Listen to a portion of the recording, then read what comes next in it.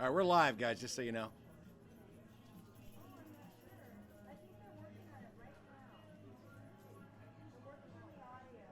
I think we're live, everybody. What's up? This is DC with you, FeelTheBurn.tv.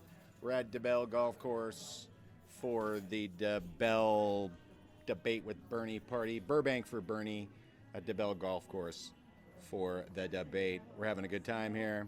People are just starting to arrive. We're going to be streaming live up until the debate. Got a couple interviews with some organizers happening. Going to try to get a report from Vegas. We've got a member of the California Nurses Association in Vegas right now on the ground. We'll see if we can get her on a hangout to interview her. But they're moving. They're on the move, marching before the debate, and it's like pandemonium there. So lots of stuff happening. It's like a 1,000-person debate party in Vegas. We're here at Debell Golf Course. And we're freestyling here today, folks. So join in if you want, and I'll be monitoring the YouTube chat and see if I can't answer some questions. Got some stuff to talk about in the news today about Bernie and what's going on with what's going to happen tonight in the debate and what we're looking for. So, and it's my birthday, so there you go. I hope this is going out. We'll see. It's a crapshoot. Grassroots. Burbank for Bernie. Debell Golf Course.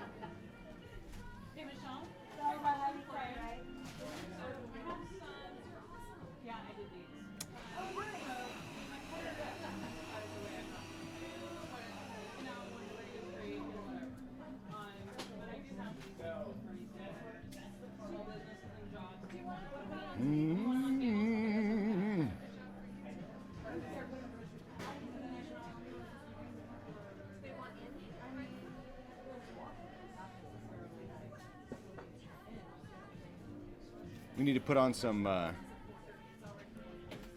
Bernie music.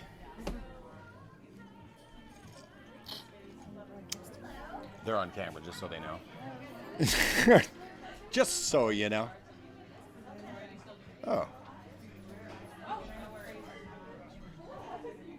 It's happening. Look, this is the live thing right here. We are live, people.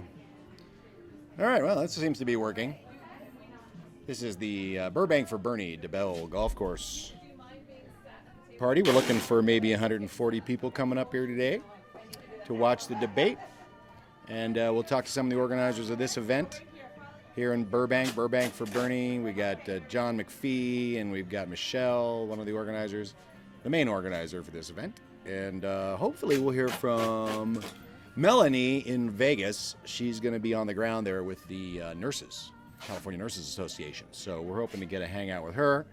So we'll see. Otherwise, we're gonna hang out. We're gonna interview some folks, play a couple videos, and talk about what the media is talking about the debate, which is coming up here in just about 45 minutes.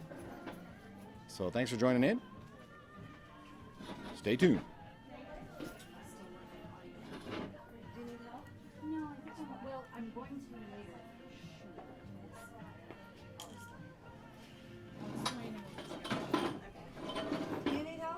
No, thank you. I'm fine. I lost a pair of glasses. I want to find them now before the trail gets cold.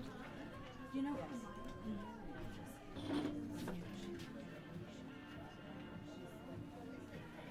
Howdy, howdy. Is this the check-in spot? Nah, it's on the other side, but you know, I'll work it backwards. Work your way over.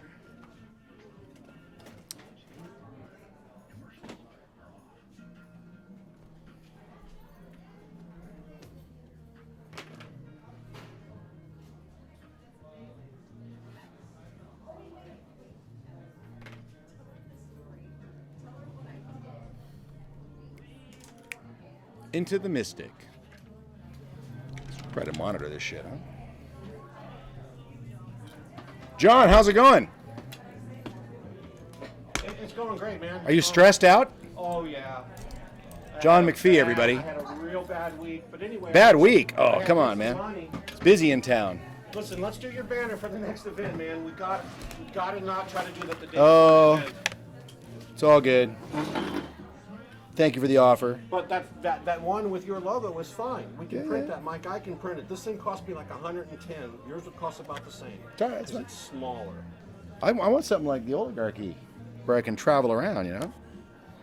Well, then we can just mount it on foam core. We don't have to. That's do fine banner. too. I don't need banner. I need beer is what I need. That's what I need. Hey, listen. Yes. Beer for Bernie. Badass aluminum easel. Debell Golf Course. I got a badass aluminum easel. Do you want it for your signs? You have You wherever? Yeah, put them back here. It'd be great. Let me put it there. Absolutely. Tell Chella. She'll put them up. Listen, we got some students. Come here and that sit I'm down. paying- I can't right now. All right, We whatever. got some students. You guys are busy here. We got Setting some up. students that I'm paying for their meal, so they're going to work for us. They're going to. Well, put them to work. Get me a PA over here. We'll be good. What's up, folks? What's up, Burners? DC with you here. Thanks for joining in. We're just hanging out before the debate here at Debell Country Club in beautiful Burbank, California. It's going to be golden hour here pretty soon. It's going to be gorgeous out here. And make sure you're tweeting, live tweeting for Bernie. Debate with Bernie, hashtag debate with Bernie. And our hashtag is B for B debate at Debell. And of course, FTB TV, Feel the Burn TV, hashtag FTB TV. And I'll try to keep close watch on the Twitter. Just me, guys, one man band, but looks pretty good, eh? Not bad, not bad. If you're joining in, we're going to get some interviews with the organizers here. That's what feeltheburn.tv is going to be all about. It's going to be talking to organizers on the ground in Los Angeles and what they're doing to win California for Bernie Sanders, which, he's only 12 points down in California. And I think after tonight's debate, he's going to end up single digits in Nevada and California. Mark my words, that's my prediction. So I don't know if anybody read the Rolling Stone interview today. Or the article by Matt Taibbi in Rolling Stone. Find it, read it. It's a great article about the Democratic Party and how they're lying to the voters, the Democratic Party, and that basically what's going to happen is Clinton will go to the left just to get the nomination, and then get elected, and then immediately go to the center and to the right, and the same as it ever was, folks. Same as it ever was. Great read, Matt Taibbi in Rolling Stone.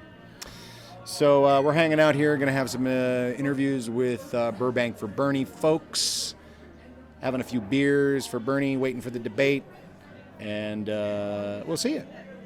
Chilling out here, going to bring up a couple of videos, some stuff I saw in the news today I want to talk about.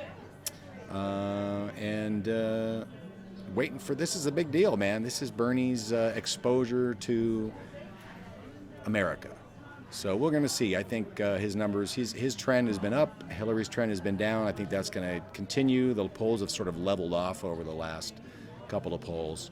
So we'll see what happens after this debate. I think we're going to see a spike in Bernie, and Hillary may see a bump. I think the three people that are really going to go on the offensive are going to be, of course, O'Malley and Webb and Lincoln Chafee.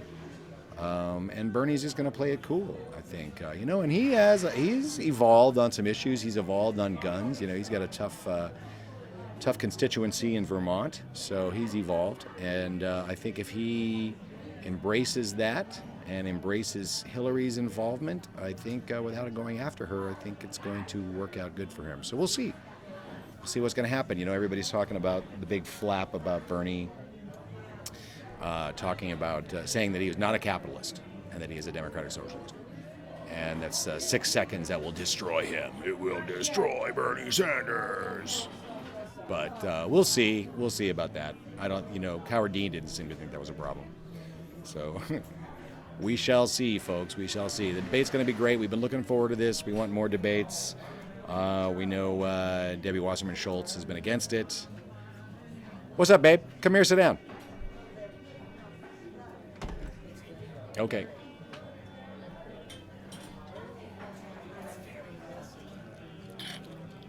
What is? Oh, yeah. Chella's saying this is a very Republican location. Oh, at the bar. Yeah, we have to dispel this whole socialist stuff. People got to stop watching Fox News. Okay, hi. Hi, what's going on? Hi. Let's try a two-shot. Let's see what it Hi. looks like. Hi. I think you need to come closer. Okay. So this will be a test for interviews. Oh, nice. Oh, this will work. Oh, that's awesome. Oh, nice. Oh, that's great. How cool is that? So good. Angie loves animals. That's We all great. love Angie. We love animals. We love Angie. Angie, move over. Move over that way. Get in the doorway. Yeah, there and you wave. go. There you Look go, this Angie. way. Hey, that's Angie.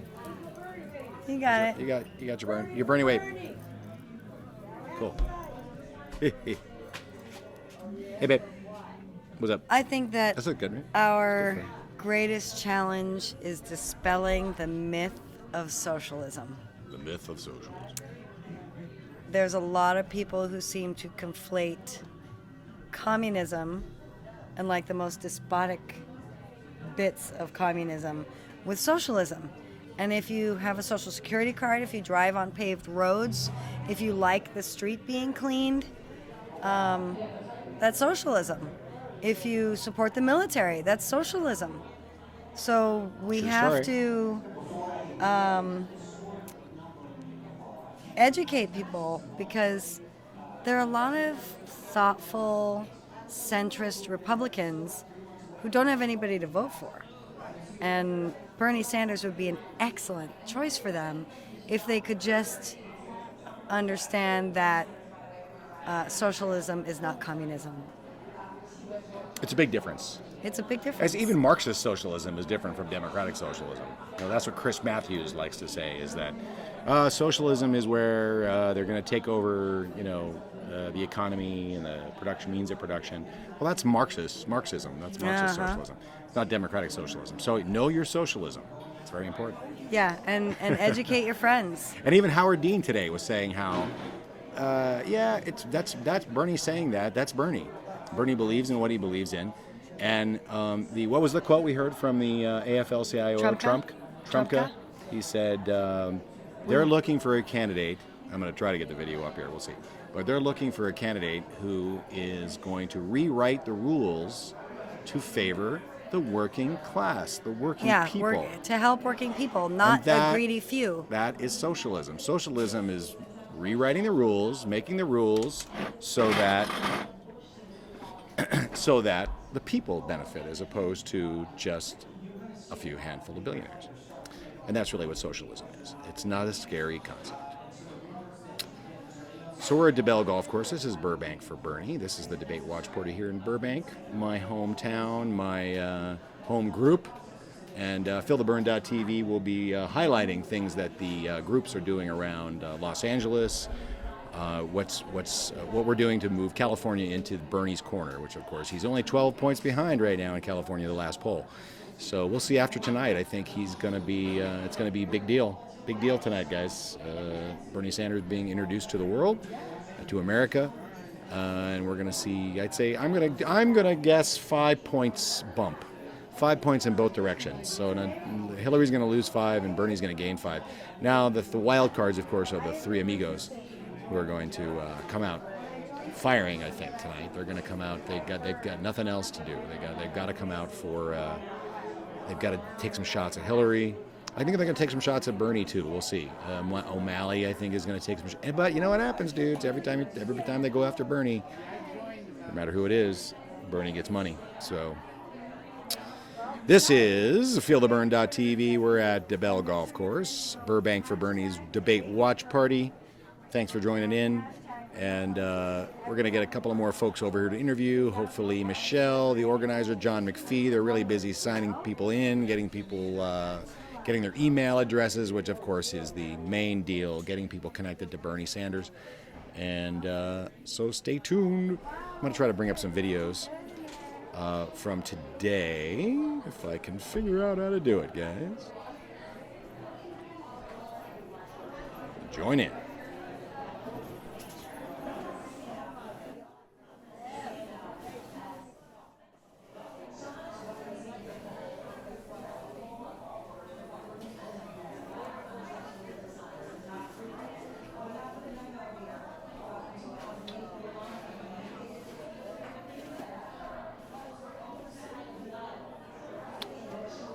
Is that Shell's purse?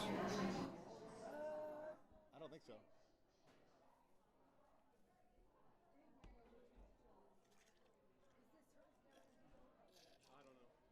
think all of our stuff is right over here. Okay. You're connected. You're wired. I'm good, man. Oh, I'm good there too. You're right. Yes. I'm okay.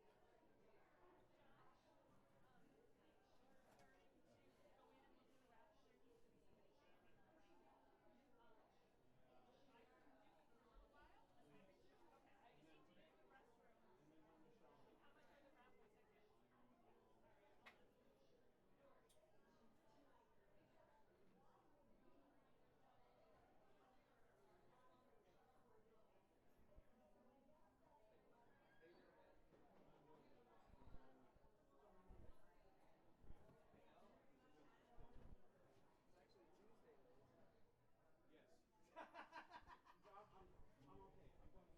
Yeah, I know.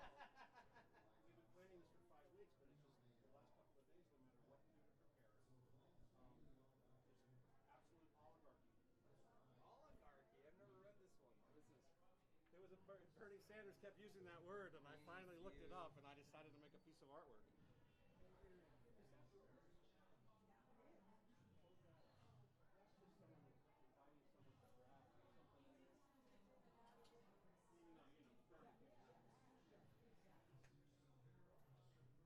My original artwork.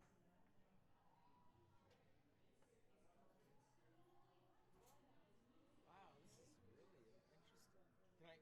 Absolutely. You mind if I get a shot of your art? Anything you want. He's just photographing the oligarchy. That's nice. Awesome. Awesome. I need a burr. We have tab.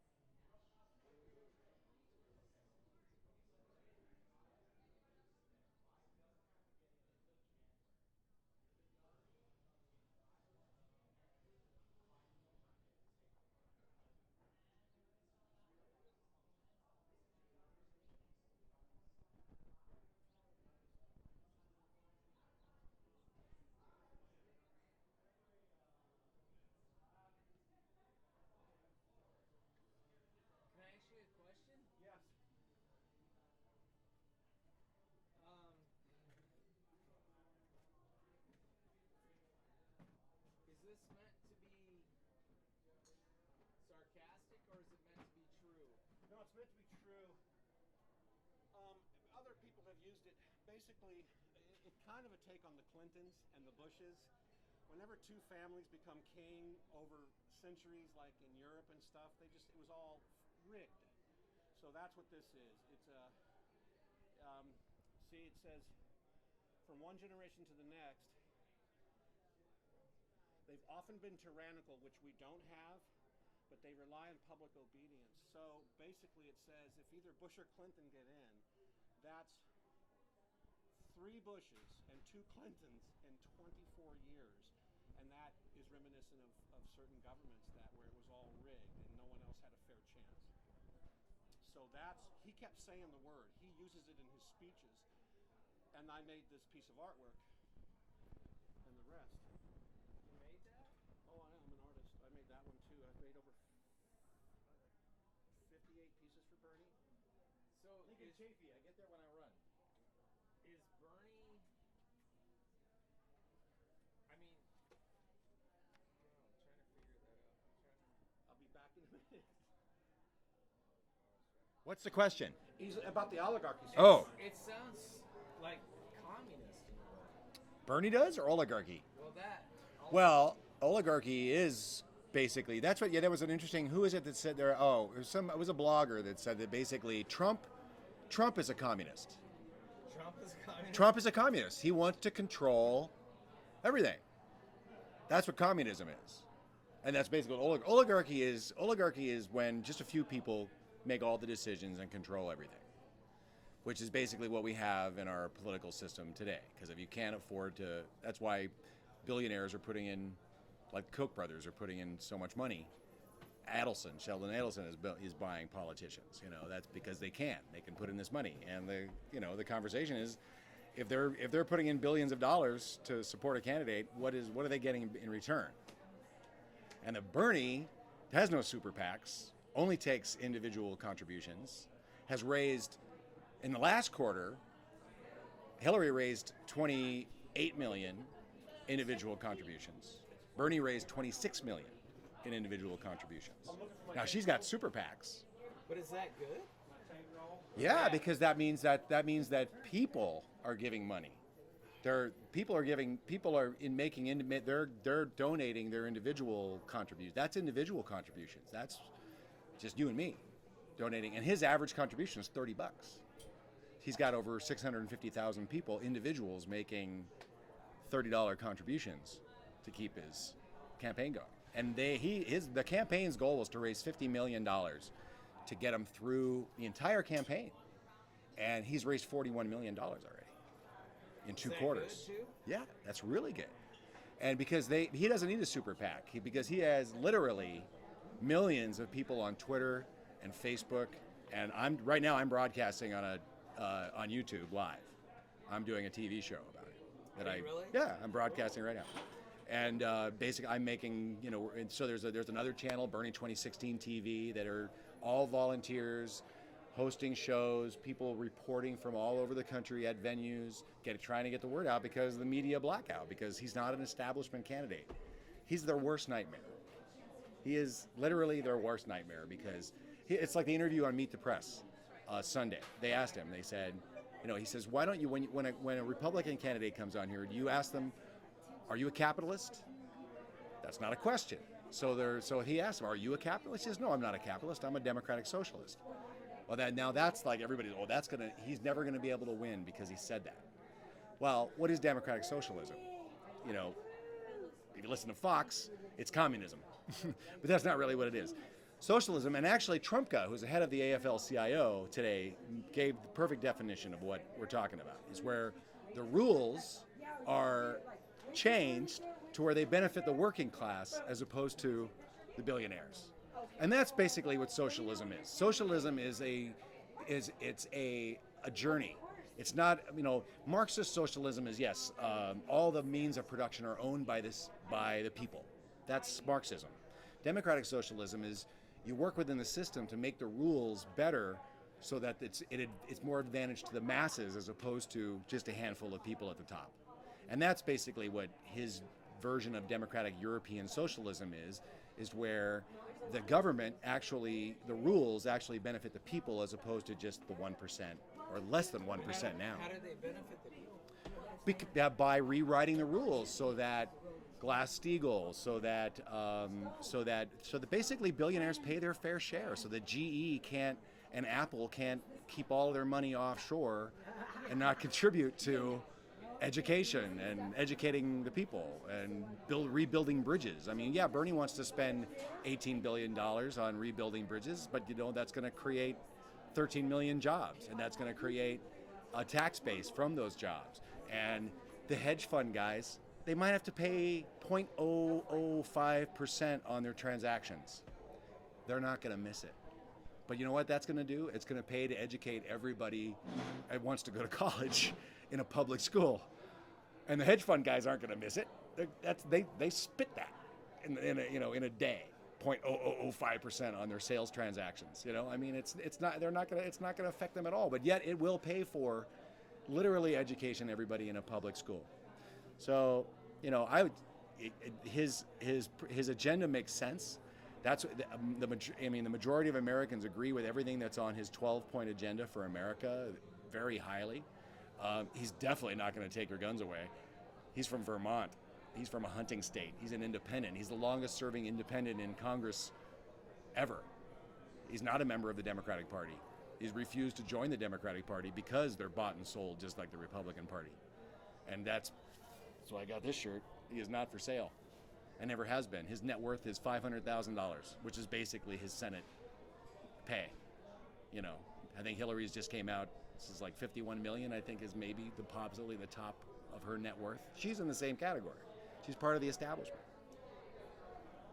When we were thriving the most? In the 50s, when Eisenhower was president, a Republican, top tax rate was 90%. That's when everybody wants to go back to the 50s. Oh, we were doing so good in the 50s. In the 50s, the top tax rate was 90% on anybody making over anything over $500,000. That's I never heard of that. Yeah, that was Eisenhower. The tax rate under Eisenhower. Now Bernie doesn't want to go back to that, but Trump wants to drop it down the top rate to 25. Right now it's 30. Well, because it's 34% right now. Because rich people got to pay more. That's bottom line. That's why we have a progressive tax system. But aren't the Democrats? Most of the Democrats are the billionaires in this country, right? It's true. They're as much as part of the problem as the Republicans are. Yeah. I'm not a Democrat. You don't have to be a Democrat in California, by the way, to vote for Bernie Sanders in the primary. You can be a non-affiliated and vote in the Democratic primary, which is what I am. I've never registered as a Democrat. I'm not a Democrat. I don't know. When I read that, it sounds like Well, we're against oligarchy. you're against them. We're against oligarchy. Oh, We think this is what is happening better, now. 'cause when I read that, Oh, I no, was like, no, are you no, fucking no. serious? This is what's happening now. This is what's happening. This is what we're against. This is what the problem is. The problem is there are just a handful of billionaires controlling everything.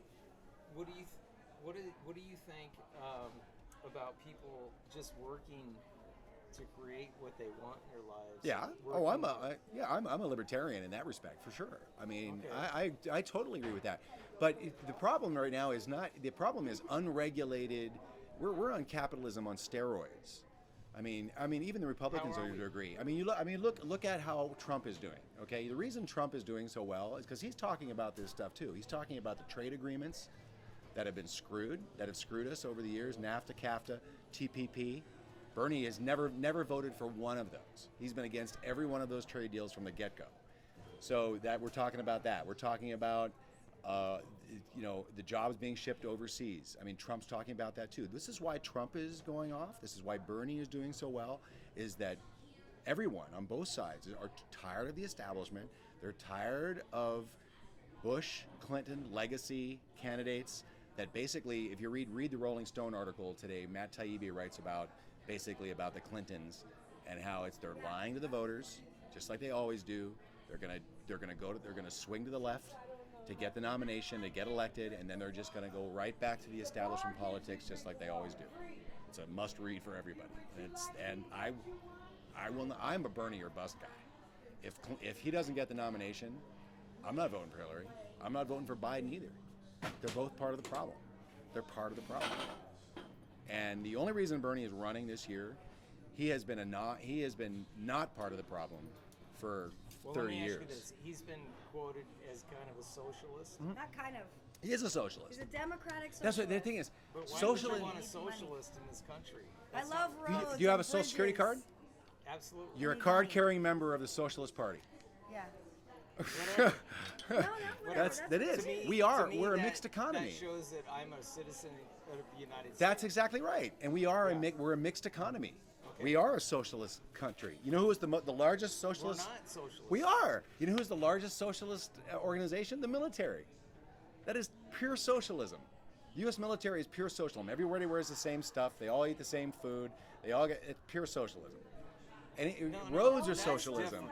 Roads I are can argue with fire that. departments are socialism. Is this all the cash No, money we have? well, you have to have conformity in those types of situations. Where Conformity. Absolutely. Rules. Everybody has You have to have conform. rules. Absolutely. Yeah. You can't have guys going in and saying, "Oh, I'm a liberal and I'm a Republican." Want more or money? Whatever, and saying I'm going to do it my own way. Right. You have to have structure. Sure. Structure Yeah. is okay, but I'm not agreeing with.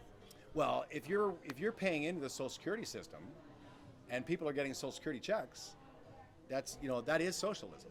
We are a mixed economy. It's not one thing or the other. Now, Marxist I don't social. see it as that. Well, you don't see it as mixed. No, I You don't see that as socialism. Medicare is socialism. I don't see that as socialism. Well, what is it then? It's opportunity. It's opportunity for people who work their entire lives, who Right, work, right. not who get free shit. who Right. They've worked their whole lives. Exactly. Absolutely. To reap the benefits of that work and to be taken care of. In So their you're old paying age. into a system now in order to reap the benefits later. So when you're retiring, you're not Absolutely. you're If not you poor. work, but not if you don't work. Well, of course, that's you So have the to have a Social reward Security card. is if you work, Right. and you contribute to society and Right. capitalism. Sure. When you grow old, you get to reap You the get benefits. you get taken care of in your old Absolutely. age. And you That is should. socialism. It's a mixed. No, it's not mixed. really. It's a mixed economy. It's not. If it's it was not pure really if it was pure capitalism, that wouldn't exist. Ronald Reagan was against Social Security and Medicare. He fought against it tooth and nail. Well, whatever. But I'm just saying, it's a mixed economy. It's But mixed. it It's works. both. It You makes work. sense. You work.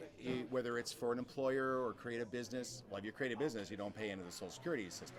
But if you work, if you're an employee, the employer and you pay into the system, so that when you reach 67 or 65 or whatever But they see, I decide, don't you have get a problem something. with giving people money that have worked their entire Well, then you're a lives. socialist. You just don't want to call it that. You have a problem with Whatever. semantics, is what it Maybe. is. Yeah. But I have a problem with people that are just milking the system. But you can't. It's like unemployment insurance. You can't Sure I get can. you can't get unemployment if you don't If I work. worked my ass off for my entire life. Yeah. And the government sets up a structure because it's been set that way that hey, if you work and put into this, it's like Right. a pension plan. Right. Yeah. If you work Yeah. and put into It's a this, government pension you plan. get some. Yeah, absolutely. Yeah, that's what But it if is. people don't work and Yeah. they're getting free shit. Well, they their entire don't. lives, Who does? oh, Who dude, does? Come on, the statistics are. You got can't 90 get got 50 unemployment. million You can't get unemployment insurance if you don't work. You have to actually work for like Yeah, but you can get 6 months to welfare. a year. You can get welfare if you are a single guy, You get an a EBT. single man will never get welfare. Never. Bullshit. It's all Never. over. There's 50 million people on. They're either disabled, they're single not. parents with kids, single No, men. they're The hardest thing there's no way if you lost your job and you went to try to get welfare, they would not give it to you. Because I'm white. No, that's Yeah, not because I'm true. white. Absolutely if not. If I was black or It's not the way it works. um, Not the way the system works. Hispanic or whatever. I'm Welfare gonna get- fraud is so minuscule. It's Dude, it is. It's Medicare astronomical. fraud is worse because the doctors are frauding. It's the doctors that So are you doing it. think that we have? How many people have you met in your life that were born disabled, or that are even disabled now? Well, Do you know anybody? Yeah, actually, how a many? few people. How many A people handful, do you at know, least. and how many people do you know are disabled? Personally, I know probably 3 And how old people. are they? Pat's not that old, in his 40s. Okay. I mean, what's your point? My point is that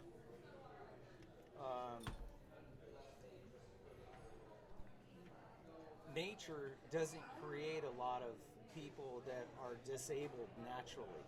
Okay. So I don't have a problem with giving people somebody that's born with a messed up arm. Well, what or about messed up veterans? leg, They get or disabled. a veteran, absolutely, or a veteran, somebody that's been injured in a war. I don't have a problem giving them money, but I have a problem with people that are like, I get off of the 134 freeway on what off ramp is that? I know, a sign carrying guy. There's a black guy that's sitting there. He's like 22 years old. Right. He Oh, no, sits there, I got his hear you. shirt on, and I hear he's you. Ripped, and he's got a sign. And I have a problem with that because I want to stick my head out the window and go, hey, dude. Go get a job. Fucking job. Yeah, I agree with You're you. young. I agree with you. You can work. I'm not disagreeing with you. But those people are by far the minority of the system. What makes you how do you know he's getting food stamps? I don't know. You don't I'm know. not saying he is. Yeah. But I'm 44 years old, and in my life, I've maybe met 5 people that are really disabled. No, I agree with you. 5. I used to work for Gelson's Market, and we had this guy. We literally had a family that worked it. There was the husband, and then there was the wife and the kid, and they would like rotate the stores, and to stand out in front of the Gelson's Market, which is a high-end store, to panhandle, which apparently is protected by the First Amendment. But we actually, literally, we offered the guy a job. The vice president of the company offered the guy a job, and he turned it down. And so we put up a sign afterwards that said, anytime they were out there, it's like, we've offered this guy a job, he's refused, don't give him any money, because we offered him a job. So I agree with you. There are plenty of people that are lazy, that would love to get a handout, get a panhandle, whatever. But that is by far the minority of people that use services. The people that are using the welfare services are So you're telling me that out of 300, single women with 300 million kids. people in America, that 54 million people are naturally disabled and No, and are collecting welfare? I'm not talking about that. That's what I'm saying. Disabled is a whole nother aspect. I mean, just because you're universe disabled doesn't create doesn't necessarily mean that. I mean, being disabled isn't the only hardship. It isn't the only hardship. Well, yeah, most of it's mental. And there's another thing that's been eliminated: services for that. People, Most people have just been taught to be lazy. Well, I'd say I can't disagree with that. 1% of 300 million people is how many people? 1% of 300 million is what? I don't know. What is that? I have no idea. 1%. I'll be over there. All right, 3% are psychotic. Sure. they are. It's Let's take 1% True. of 300 million. Yeah. 10% of 300 million would be what? 300,000? 30 million. 10% of 300 million is 30 million. Oh, I'm sorry, 30 million. The 1% is So 3 million. 1% would 3 be million. 3 million. Right. Now, why do we have? We've got the math down Why now. do we have 54 million people on welfare? But they're not all disabled. I know. There's That's many. what I'm saying. There's different. So the more that we give into these people and keep giving them and taking care Feeding of them, cats. I know the whole absolutely, argument. Yeah. we have a problem. So we need to say, hey, you need to work. With where? How many corporations are on welfare? That's my Where? Figure it out. I don't Figure know. it Go out. figure it out. I figured it out. I don't want You're also white. Walmart workers on. Doesn't matter. Yeah, it does actually. No, it doesn't. Yeah. If- Happens a lot. It matters a lot. I can dispute that with you. I've got many videos. There's people out there that aren't white that have said, "Hey, my grandfather came here from Sicily." Yeah, and sure. you could say, people would say, "Oh, he's white." Yeah. They wouldn't say he's ethnic, and he worked his ass off. My other grandfather is a German Jew who came here, and you could say, "Well, he's white." Well, he's privileged, but no, he told me many stories. I worked my fucking ass off. I went to work. Hey, the My Irish parents have said, "Go only to been work." white about 100 years. What's that? The Irish have only been actually white for about 100 years. Yeah. So, I'm saying.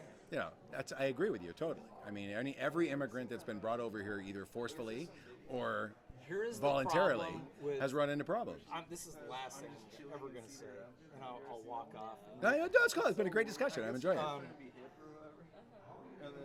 The government should not be run by emotion. It should not be, I feel bad for this group. I feel bad for these people. It should never be run like that. The government should be run by logic. And it is, if you work, you can have this. And if you work, this is your reward. If you sit on your ass, I'm not going to take care of you. Yeah, exactly. That's it. Well, let's Bottom line. let's just take the immigrants for instance. They are the least sitting on ass people in the world. I know. I have them working for me. Whether they're illegal, That's what I'm saying. picking your lettuce. I have them working Yeah, for me. of course you do. You're Republican. You know what the advantage of No, immigrant labor is most- all about. No, most of them, and there are a few, Yeah. and it's not by my choice, but most of them are legal, and these guys show up to work every day, and I say, hey, Let I me need tell you, here, and they work and they their don't asses break off. laws. It's a very Absolutely. it's a small minority that break laws. They're the least people that break laws because they don't want to get deported. Obama has deported more people than any fucking president. And yeah, Republicans don't want to agree with that. If I you don't look at the agree with numbers, that. well, look at I the was numbers. thinking You're not looking at the that numbers. amnesty. It's a net. Amnesty, dude, It has been a net. It's been a net. We have lost more immigrants than we have brought in. The figures are there. Good. And we figured that, so this it's bullshit. Then Obama, Why Hillary, should we take Hillary in all says these people? Hillary says we should not deport as many people. I think we should deport them all. Why? Of course you do. You want to put them on a train like Trump. Hey, I agree. You want to with load them up all into a train and send them back to that. wherever Come they in came legally. from. For a few minutes during the I commercial. agree with that. I want to know who you are, why you're here, and what you're doing. If you go to any other country in the world, they'll ask you. I don't disagree that we need comprehensive immigration reform. We do. But loading them up on trains and sending them out ain't gonna happen. I like the idea. Send them out, make them come back You in, know. and say, "Who are you? What do you want to do here?" They deport. People they're deported constantly. Constantly. I don't hear about it. Of course you don't, because you watch I don't hear Fox. about it. Well, then what is amnesty? Huh? There was no amnesty. There's been no amnesty. What are you talking? Reagan gave amnesty. Well, what is Obama talks about amnesty? What is he? There's no. He doesn't talk about amnesty. It's a 2-year program that What ends about the when he's 200,000 gone. Syrians that they want to bring in. It's not. First of all, it's not 200,000 is worldwide. Get your facts straight. You got to stop watching Fox. You have All to right, look outside of 10,000. Fox. Let's That's say fine. 10,000. Why No, not? it's Why fine shouldn't with they me. bring them in? It's not fine. Why should This is a horrendous. It's a horrendous No, you know what those humanitarian people should be effort. doing? Those people should Tragedy. be in their countries going, you know what? Of course I'm they sick should. of You this know why shit. they can't? We're gonna fix our You know own why they country. can't? Because They of the shouldn't be drought. coming here. Because of global warming. There was a that's 4-year. bullshit. There was There a is no 4-year. global Oh please. Global warming's bullshit. They Oy. went down to the Antarctic Circle to do an expedition, and there was so much ice that they couldn't get in. It's they the, were like, it's the wrong kind of ice, Oligarchy dude. bookmark for my brother right there. You want Wrong kind of ice. It's a different kind of ice. Dude, global warming's crap. There is no global warming. Oh well. Doesn't You live in Florida? Because that's gone next. Dude, Why is that doing so great? California has had 7 droughts in its history. The time that we've been here for a couple hundred years. Well, you're gonna enjoy this next one for the next 10 years, because it ain't stopping. Although we're supposed to get some El Nino this year. Maybe I haven't watered my lawn in 2 years, so maybe it'll grow back. I lived in California my entire life. I grew up in Sacramento. Yeah, It's yeah. a wetland. Oh, really? Yeah, and in 1978 and 79, in 80, we had a really bad drought, just like this. Yeah. And in 83, 84, It got drenched, they right? were rescuing people off the tops of their houses because it rained so hard. It's just that's the state of California. Climate change, dude. That's the way it is. There's no climate gonna get change. worse. Bullshit. The statistics don't match what they say. If you go down to Antarctic, that means there should be no ice. They went down for an expedition and there was so much ice they couldn't get It's in. different They were ice, dude. They were dumbfounded. It's different kind of ice. It's different ice? Yeah. Glaciers the size of Brooklyn are shearing off. And then it breaks up, and then it breaks up, and it becomes surface ice. You're wrong. And the surface ice is expanding. And actually, surface ice is getting bigger. Because it Surface makes ice money. is bad. Surface makes money. ice is Global warming bad. makes money. You know what makes money? Green initiatives. solar panels, solar farms in the desert. That's what makes money. That's what creates jobs. None of this oil. Oil is gone. Oil is done. Oil is done. Of course it does. And if we don't reverse it, we're done. No, We're done. that's what I'm saying. Is all that stuff comes from people that are paranoid and they're trying to make, or they want to fool us all and make more money off of this. Right. Because Which is what you there's no Republicans different- do. there's only Why one is it any different than what you guys There's do? only one Wanting to kind make of money. ice. What's wrong with that? There's only one kind of ice. No, there isn't actually, There's dude. ice crystals, and they go when it gets cold. The ice crystals go. It's different kinds of ice. Different kinds of ice. There's different kinds of Arctic ice. of ice? There is. There is. You sound really ignorant. There Look is. it up. There I is. should? You should. There's You should. different types There of is. ice. There Then is. we'll talk about it again. This When you is know more. awesome.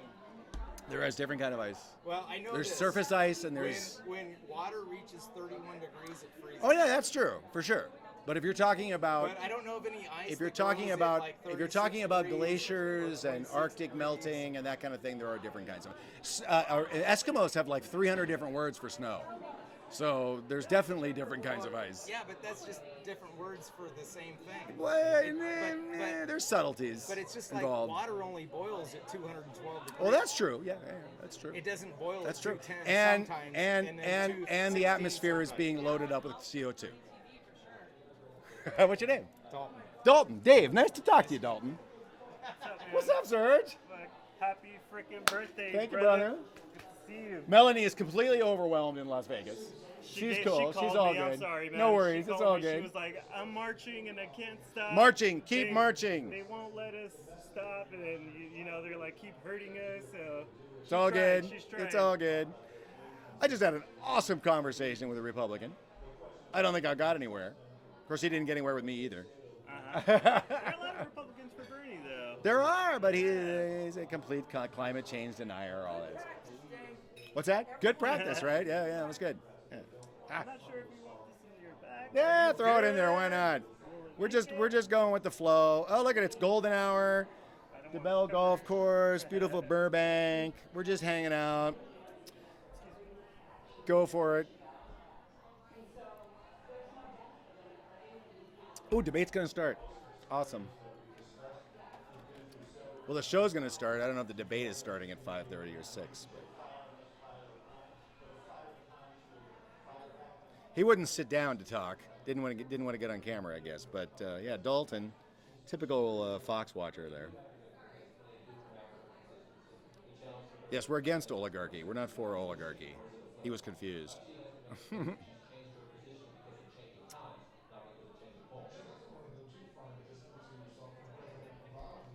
All right, hanging out. We'll be back.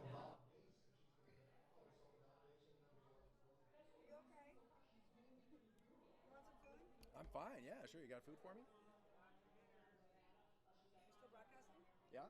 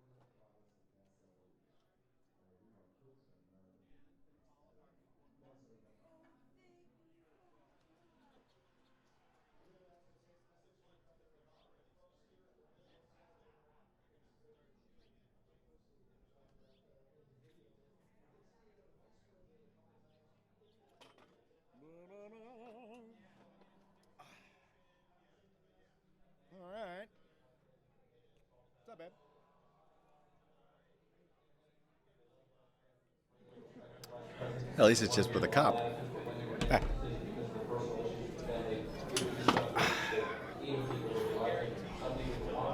Okay. Everybody get ready to tweet. Oh, yeah, it's tweeting time. Here comes the debate. I don't know. I think it's going to start at 6, quite frankly. They're going to do their spiel for half an hour.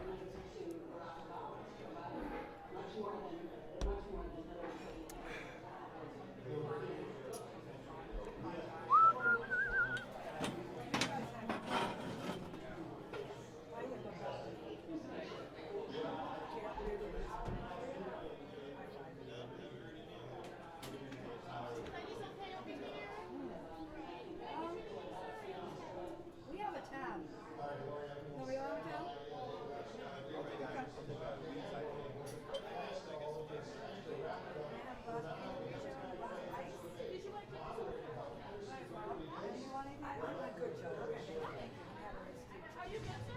Yeah, I got to cool down, but thank you, Jennifer.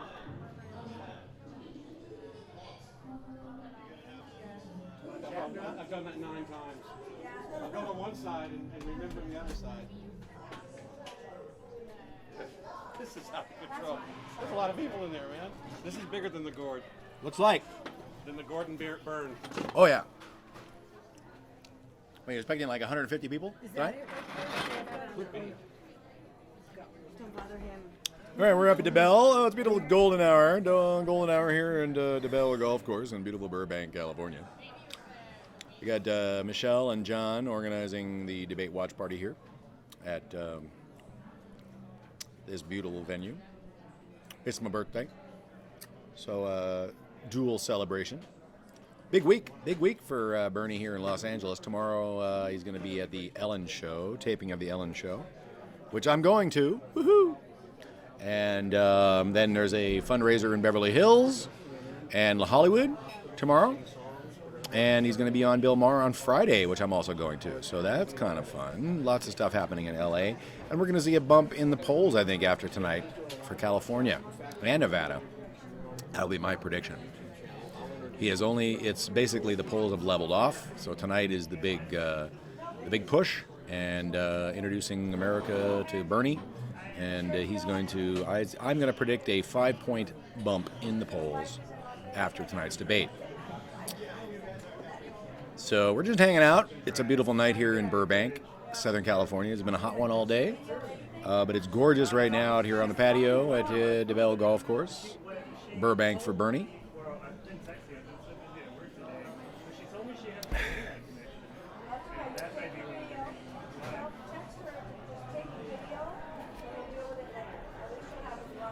Great article in Rolling Stone today, guys. If you haven't read it yet, Matt Taibbi talking about Clinton and basically how they're going to run to the left to get elected, and then as soon as they get in office, they're going to be the policy hacks that they always have been. So that's a great article, Matt Taibbi, Rolling Stone.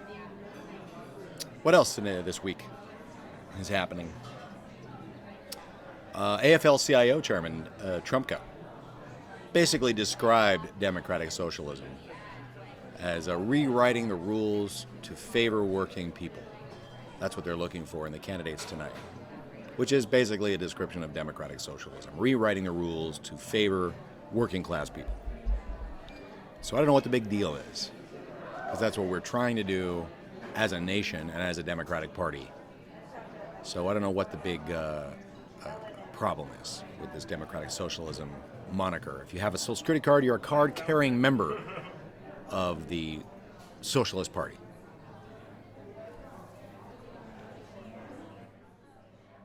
Waiting for the debate. I didn't think it would start at 5:30. It's going to go probably at 6. So we're just watching commercials. Good turnout here for Debell at Bernie for Burbank. Pretty good turnout. I think they had 130 reservations. Looking like maybe they hit that.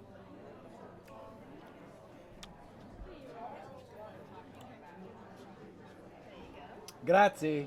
Grazie mille. But I give you these things. Yes. I'm going to give them to don't worry. Take care of them. I'll feed the water. Trying to figure out how to play a video here, guys. Maybe else I can do that.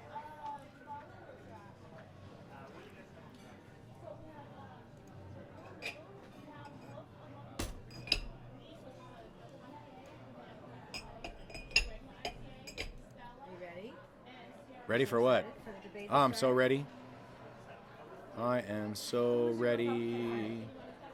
Very misinformed Republican friend. Yeah, obviously a Fox watcher, living in the bubble.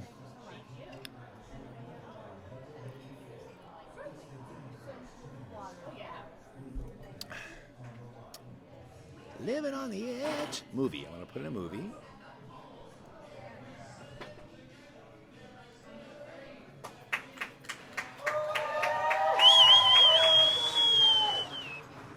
Bernie, Bernie.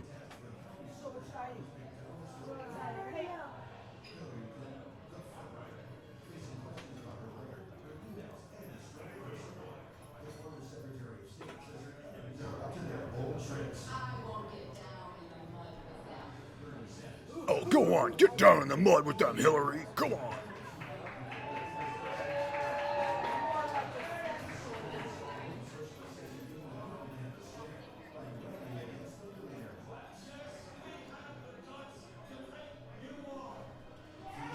Yeah. Feeling the burn, brother? Oh, brother, I'm burning. Are we tweeting over there now? Are you tweeting? I don't know.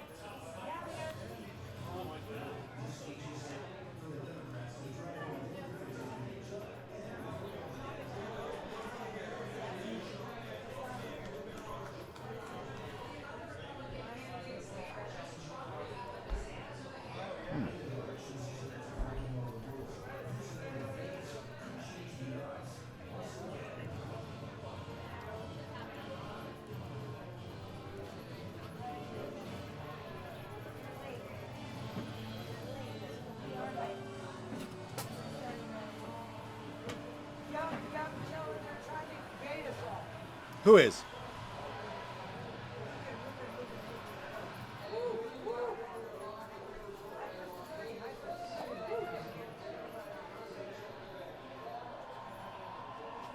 Go get him, Anderson.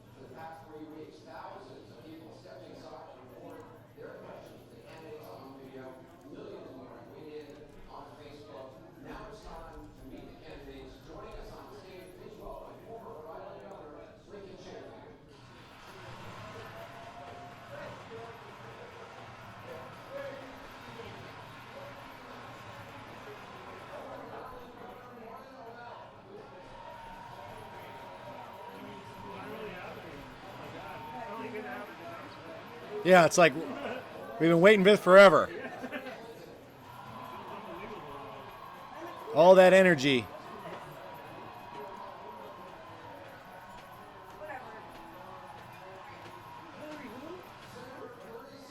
Woo!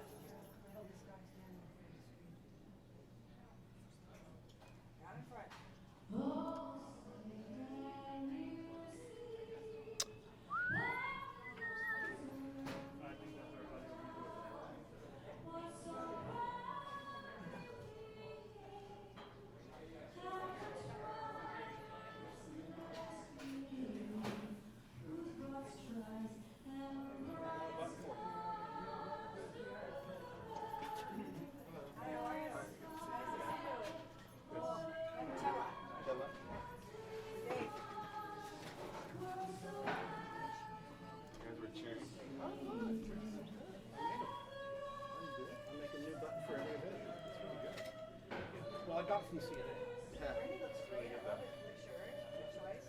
You want this one? Which one's nice? So that you can get another one. Yeah, for sure. That's cool.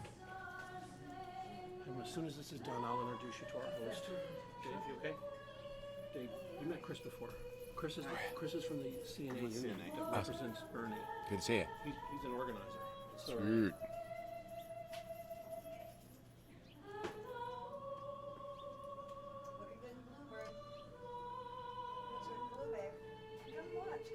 I'm watching.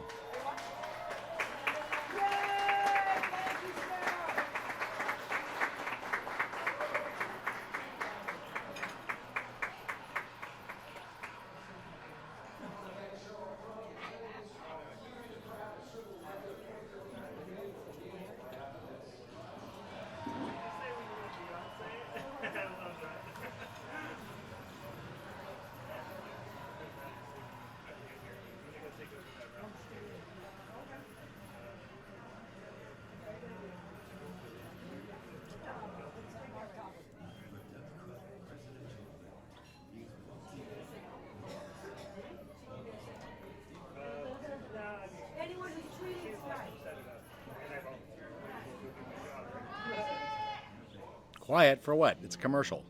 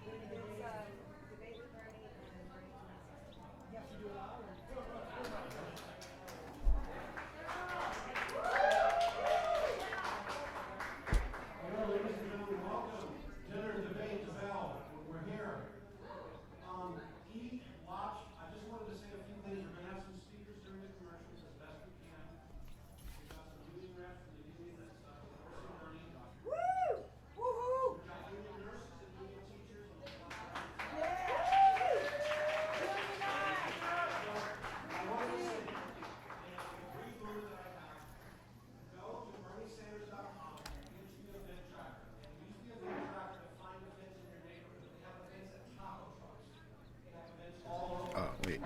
Fucking...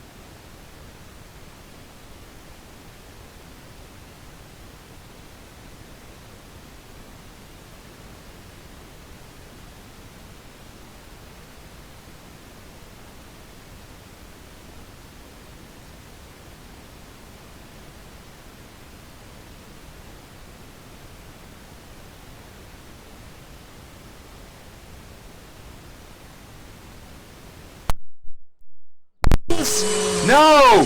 Savings! You can't skip this Geico ad because it's already over. Geico. 15 minutes could save you 15% or more on car insurance.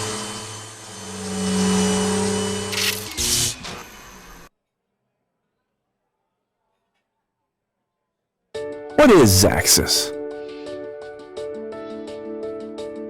Zaxxas connects advertisers and publishers to their audiences across all addressable channels. Through technology, with data, at scale, globally. Zaxis. One platform, one focus, your digital success story.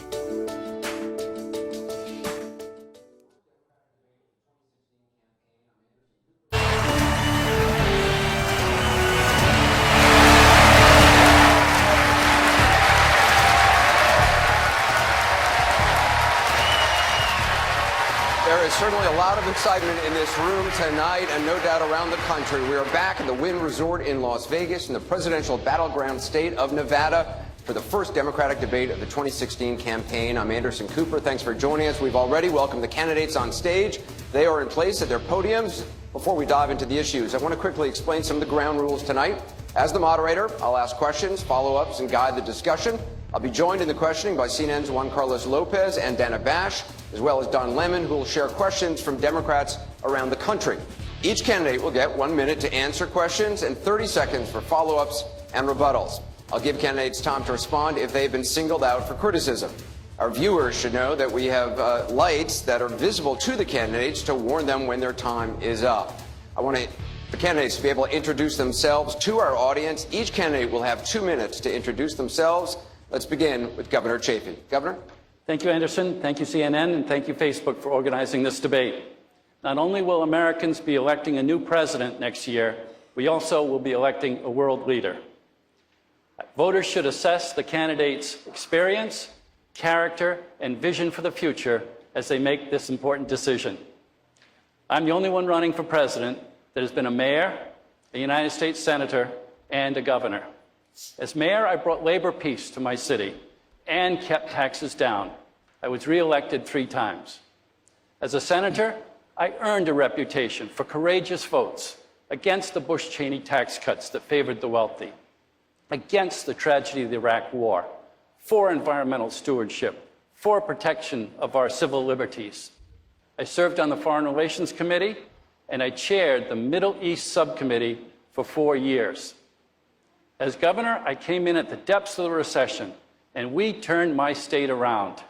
Rhode Island had the biggest drop of the unemployment rate over my 4 budgets of all but one state. Happens to be Nevada, where we're having this debate. I'm very proud that over my almost 30 years of public service, I have had no scandals. I've always been honest, I have the courage to take the long-term view, and I've shown good judgment. I have high ethical standards.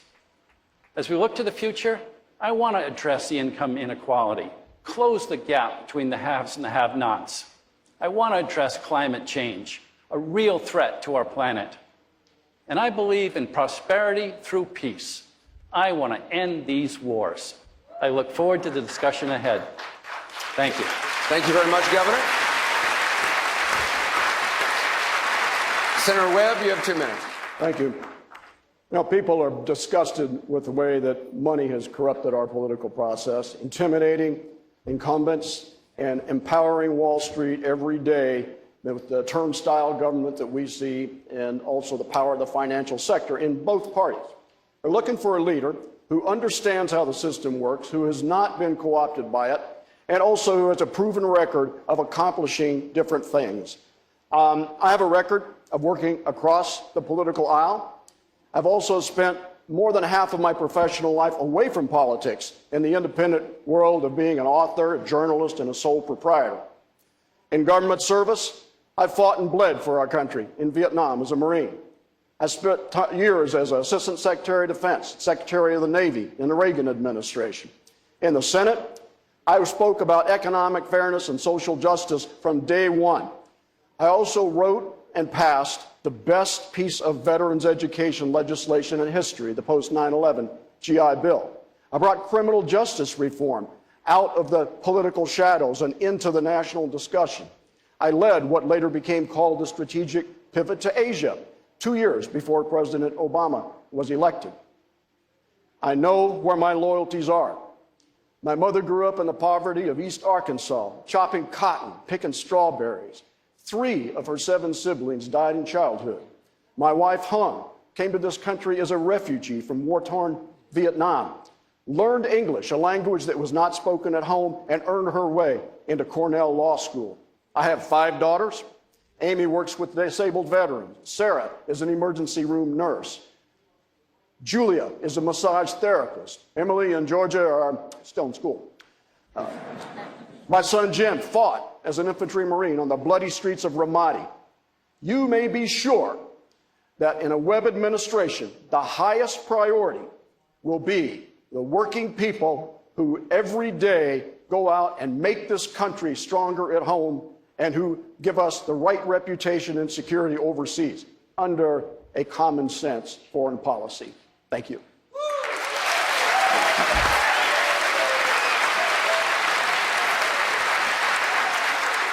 Governor O'Malley, you have 2 minutes.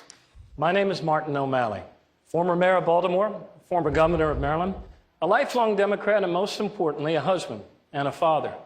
My wife Katie and I have 4 great kids, Grace and Tara, and William and Jack. And like you, there is nothing we wouldn't do to give them healthier and better lives. There are some things that I have learned to do better in life than others. And after 15 years of executive experience, I have learned how to be an effective leader. Whether it was raising the minimum wage, making our public schools the best in America, passing marriage equality, the DREAM Act, and comprehensive gun safety legislation, I have learned how to get things done because I am very clear about my principles. Thanks to President Obama, our country has come a long way since the Wall Street crash of 2008. Our country's doing better. We are creating jobs again.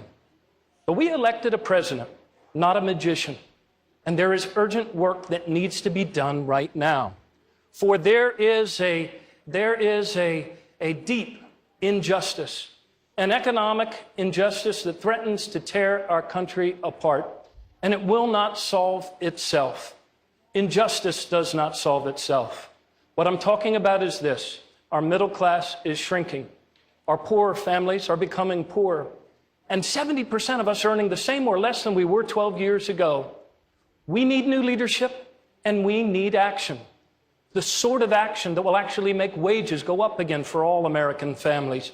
Our economy isn't money, it's people. It's all of our people. And so we must invest in our country and the potential of our kids to make college a debt-free option for all families instead of saddling our kids with a lifetime of crushing debt. And we must square our shoulders to the great challenge of climate change and make this threat our opportunity. The future is what we make of it. We are all in this together. And the question in this election is whether you and I still have the ability to give our kids a better future. I believe we do. That is why I am running for president, and I need your help. Thank you.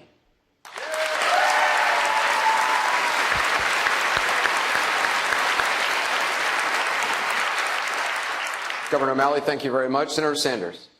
Anderson, thank you very much. I think most Americans understand that our country today faces a series of unprecedented crises. The middle class of this country for the last 40 years has been disappearing. Millions of Americans are working longer hours for lower wages, and yet almost all of the new income and wealth being created is going to the top 1%. As a result of this disastrous Citizens United Supreme Court decision, our campaign finance system is corrupt and is undermining American democracy. Millionaires and billionaires are pouring unbelievable sums of money into the political process in order to fund super PACs and to elect candidates who represent their interests, not the interests of working people. Today, the scientific community is virtually unanimous. Climate change is real, it is caused by human activity, and we have a moral responsibility to transform our energy system away from fossil fuel to energy efficiency and sustainable energy and leave this planet a habitable planet for our children and our grandchildren. We have more people in jail than any other country on earth. African American youth unemployment is 51%. Hispanic youth unemployment is 36%. It seems to me that instead of building more jails and providing more incarceration, maybe, just maybe, we should be putting money into education and jobs for our kids. What this campaign is about is whether we can mobilize our people to take back our government from a handful of billionaires and create the vibrant democracy we know we can and should have. Thank you.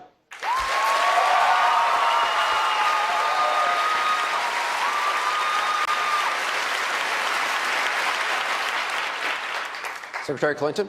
Well, thank you, and thanks to everyone for hosting this first of the Democratic debates. I'm Hillary Clinton. I have been proud and privileged to serve as First Lady, as a senator from New York, and as Secretary of State.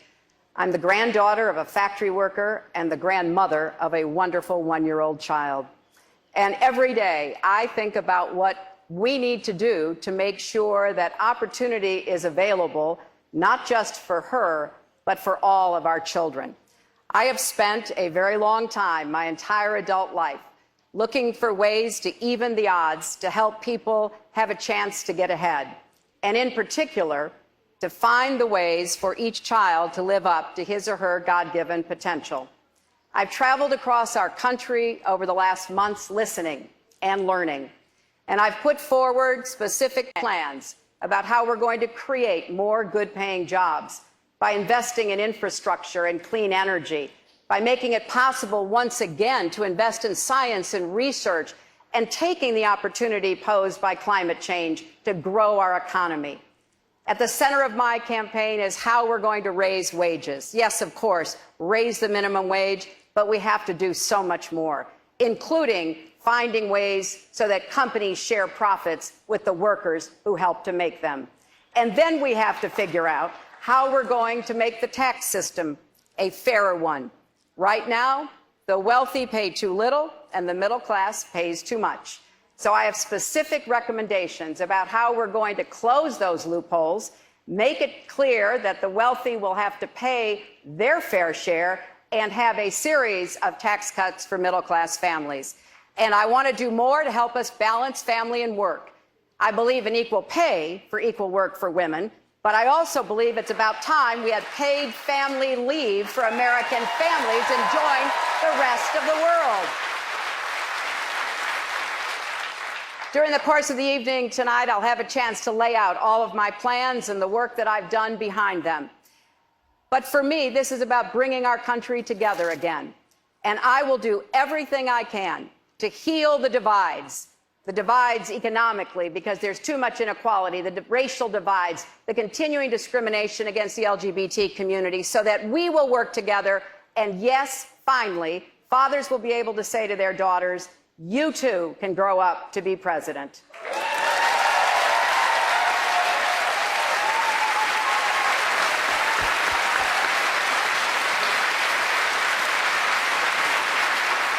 Thank you all. It is time to start the debate. Are you all ready? All right. Let's begin. We're going to be discussing a lot of the issues, many of the issues, important issues that you have brought up, but I want to begin with concerns that voters have about each of the candidates here on the stage, that they have about each of you. Secretary Clinton, I want to start with you. Plenty of politicians evolve on issues, but even some Democrats believe you change your positions based on political expediency. You were against same-sex marriage, now you're for it. You defended President Obama's immigration policies, now you say they're too harsh. You supported his trade deal dozens of times. You even called it the gold standard. Now, suddenly last week, you're against it. Will you say anything to get elected?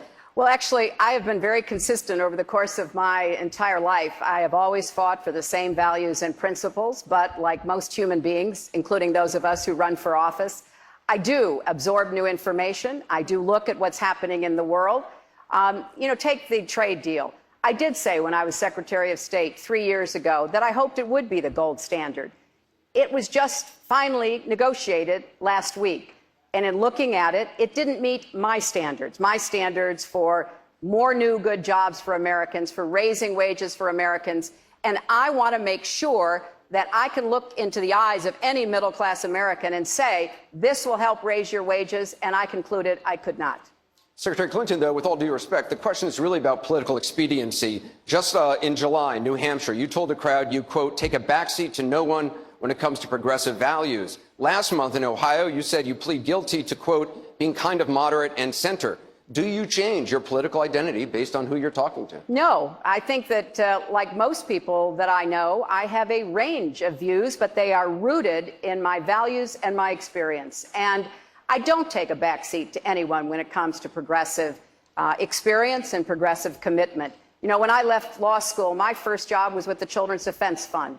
And for all the years since, I have been focused on how we're going to unstack the deck and how we're going to make it possible for more people to have the experience I had, you know, to be able to come from a grandfather who was a factory worker, a father who was a small business person, and now asking the people of America to elect me president. Just for the record, are you a progressive or are you a moderate? I'm a progressive, but I'm a progressive who likes to get things done. And I know how to find common ground, and I know how to stand my ground, and I have proved that in every position that I've had, even dealing with Republicans who never had a good word to say about me, honestly.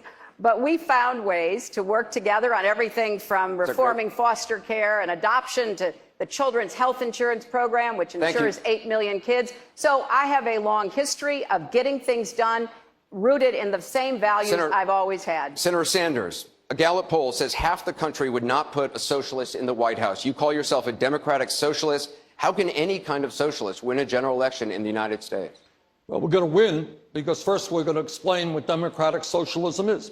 And what democratic socialism is about is saying that it is immoral and wrong that the top 1/10 of 1% in this country own almost 90%, own almost as much wealth as the bottom 90%. That it is wrong today in a rigged economy that 57% of all new income is going to the top 1%. That when you look around the world, you see every other major country providing health care to all people as a right, except the United States. You see every other major country saying to moms that when you have a baby, we're not going to separate you from your newborn baby because we are going to have medical and family paid leave like every other country on earth. Those are some of the principles that I believe in, and I think we should look to countries like Denmark, like Sweden, and Norway, and learn from what they have accomplished for their working people. Denmark is a country that has a population of 5.6 million people. The question is really about electability here, and that's what I'm trying to get at. The Republican Attack Act against you in a general election, it writes itself. You supported the Sandinistas in Nicaragua, you honeymooned in the Soviet Union, and just this weekend you said you're not a capitalist. Doesn't that ad write itself? Well, first of all, let's look at the facts. The facts that are very simple. Republicans win when there is a low voter turnout, and that is what happened last November. 63% of the American people didn't vote, Anderson. 80% of young people didn't vote. We are bringing out huge turnouts and creating excitement all over this country. Democrats at the White House on down will win when there is excitement and a large voter turnout, and that is what this campaign is doing. You don't consider yourself a capitalist, though? Do I consider myself part of the casino capitalist process by which so few have so much and so many have so little, by which Wall Street, greed and recklessness wreck this economy? No, I don't. I believe in a society where all people do well, not just a handful of billionaires. Let me just be clear. Is there anybody else on the stage who's not a capitalist? Well, let me just follow up on that, Anderson, because when I think about capitalism, I think about all the small businesses that were started because we have the opportunity and the freedom in our country for people to do that and to make a good living for themselves and their families. And I don't think we should confuse what we have to do every so often in America, which is save capitalism from itself. And I think what Senator Sanders is saying certainly makes sense in the terms of the inequality that we have. But we are not Denmark. I love Denmark. We're the United States of America, and it's our job to rein in the excesses of capitalism so that it doesn't run amok and doesn't cause the kind of inequities that we're seeing in our economic system. but we would be making a grave mistake to turn our backs on what built the greatest middle class in the history of the world. Senator Sanders? I mean, everybody is in agreement that we are a great entrepreneurial nation. We have got to encourage that. Of course, we have to support small and medium-sized businesses. But you can have all of the growth that you want, and it doesn't mean anything if all of the new income and wealth is going to the top 1%. So what we need to do is support small and medium-sized businesses, the backbone of our economy. But we have to make sure that every family in this country gets a fair shake. We're going to have a lot more on these issues, but I do want to just quickly get everybody in on the question of electability. Governor Chafee, you've been everything but a socialist. When you were senator from Rhode Island, you were a Republican. When you were elected governor, you were an independent. You've only been a Democrat for a little more than 2 years. Why should Democratic voters trust you won't change again? Anderson, you're looking at a block of granite when it comes to the issues. It seems like pretty soft granite, though. I mean, you've been a Republican, you've been an independent. Did you hear what I said on the issues? I have not changed on the issues. I was a liberal Republican, then I was an independent, and now I'm a proud Democrat, but I have not changed on the issues. And I open my record to scrutiny, whether it's on the environment, a woman's right to choose, gay marriage, fiscal responsibility, aversion to foreign entanglements, using the tools of government to help the less fortunate. Time and time again, I have never changed. You're looking at a block of granite when it comes to the issues. So why change labels? The party left me. There's no doubt about that. There was no room for a liberal, moderate Republican in that party.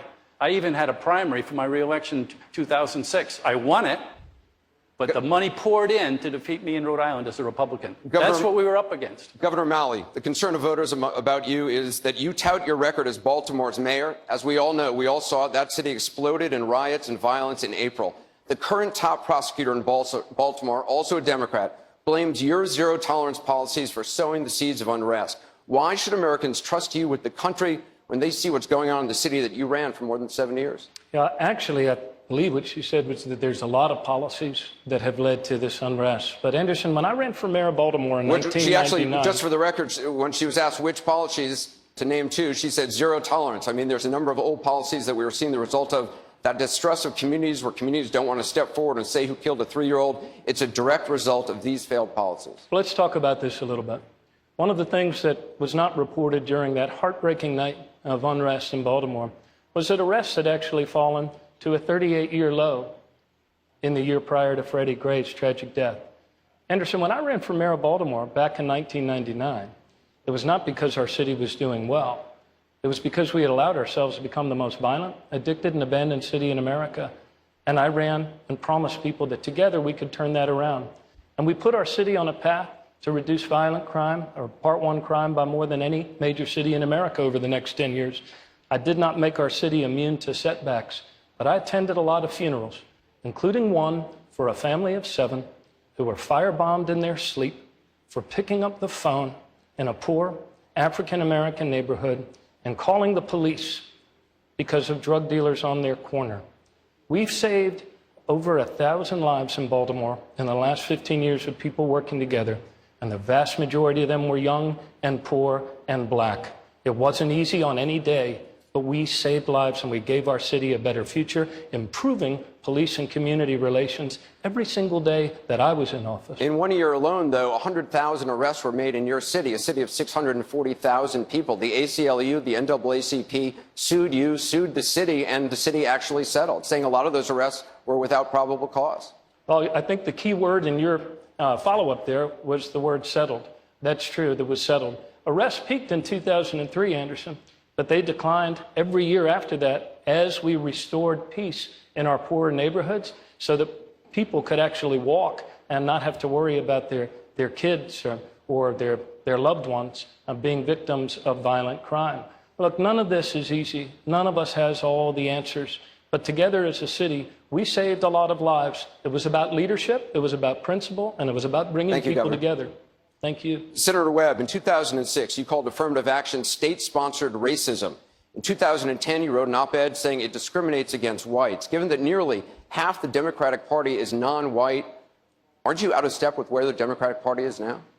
No, actually, I believe that I am where the Democratic Party traditionally has been. The Democratic Party, and the reason I decided to run as a Democrat, has been the party that gives people who otherwise have no voice in the corridors of power a voice. And that is not determined by race. And as a clarification, I have always supported affirmative action for African Americans. That's the way the program was originally designed because of their unique history in this country with slavery and the Jim Crow laws that followed.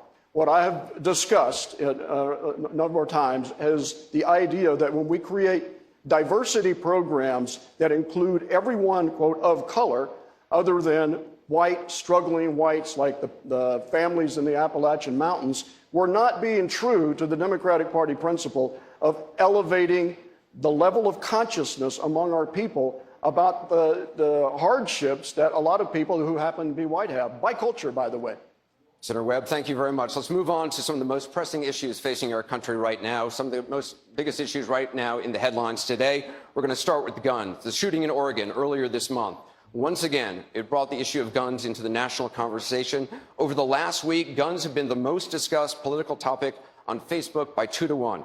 Senator Sanders, you voted against the Brady bill, mandated background checks and a waiting period. You also supported allowing riders to bring guns in checked bags on Amtrak trains. For a decade, you said that holding gun manufacturers legally responsible for mass shootings is a bad idea. Now you say you're reconsidering that. Which is it? Shield the gun companies from lawsuits or not?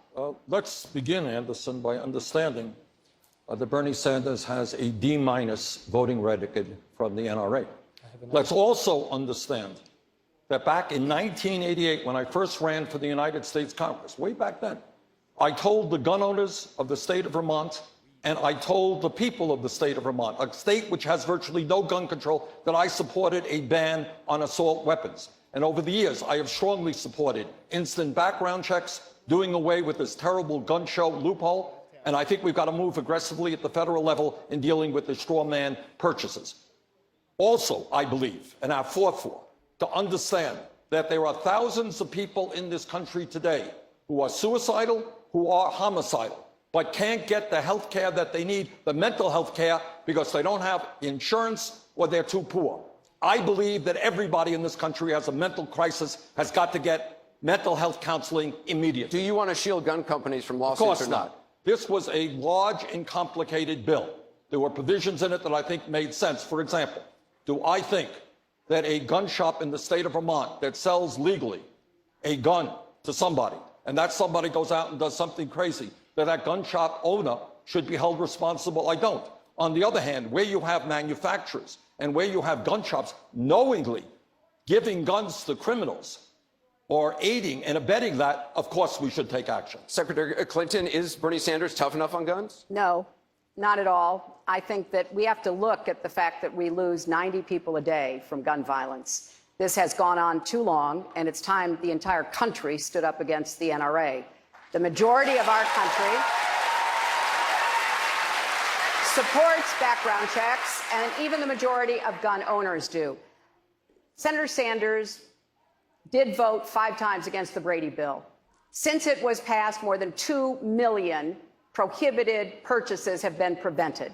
He also did vote, as he said, for this immunity provision. I voted against it. I was in the Senate at the same time. It wasn't that complicated to me. It was pretty straightforward to me that he was going to give immunity to the only industry in America. Everybody else has to be accountable, but not the gun manufacturers. And we need to stand up and say enough of that. We're not going to let it continue. We're going to bring you all in on this, but Senator Sanders, you have to be able to respond. As a senator from a rural state, what I can tell Secretary Clinton, that all the shouting in the world is not going to do what I would hope all of us want, and that is keep guns out of the hands of people who should not have those guns and end this horrible violence that we are seeing. I believe that there is a consensus in this country, a consensus that said we need to strengthen and expand instant background checks, do away with this gun show loophole, that we have to address the issue of mental health, that we have to deal with the straw man purchasing issue, and that when we develop that consensus, we can finally do something to address this Governor crisis. O'Malley, you passed gun legislation as governor of Maryland, but you had a Democratic-controlled legislature. President Obama couldn't convince Congress to pass gun legislation after the massacres in Aurora, in Newtown, and Charleston. How can you? And Anderson, I also had to overcome a lot of opposition in the leadership of my own party to get this done. Look, it's fine to talk about all of these things, and I'm glad we're talking about these things, but I've actually done them. We passed comprehensive gun safety legislation, not by looking at the pollings or looking at what the polls said. We actually did it. And Anderson, here tonight in our audience are two people that make this issue very, very real. Sandy and Lonnie Phillips are here from Colorado. And their daughter, Jessie, was one of those who lost their lives in that awful mass shooting in Aurora. Now, to try to transform their grief, they went to court, where sometimes progress does happen when you file in court. But in this case, you want to talk about a rigged game, Senator? The game was rigged. A man had sold 4,000 rounds of military ammunition to this person that killed their daughter, riddled her body with 5 bullets, and he didn't even ask where it was going. And not only did their case get thrown out of court, they were slapped with $200,000 in court fees because of the way that the NRA gets its way in our Congress, and we take a back seat. It's time to stand up and pass comprehensive gun safety legislation as a nation. Senator Sanders, I want you to be able to respond. 30 seconds. I think the governor gave a very good example about the weaknesses in that law, and I think we have to take another look at it. But here is the point, Governor. We can raise our voices, but I come from a rural state, and the views on gun control in rural states are different than in urban states, whether we like it or not. Our job is to bring people together around strong, common sense gun legislation. I think there is a vast majority in this country who want to do the right thing, and I intend to lead the country in bringing our people together on that issue. Senator, it was not about rural. Senator, it was not about rural and urban. Exactly about Have you ever been to the Eastern Shore? Have you ever been to Western Maryland? We were able to pass this and still respect the hunting traditions of people who live in our rural areas. And we did it, Anderson, by leading with principle, not by pandering to the NRA and backing down to the NRA. Voting record, I don't think I am pandering. But you have not been in the United States Congress. Well, maybe and when that's you a want healthy to thing. check it out, and if you think that we can simply go forward and pass something tomorrow without bringing people together, you are surely Let me bring mistaken. in somebody who has a different viewpoint.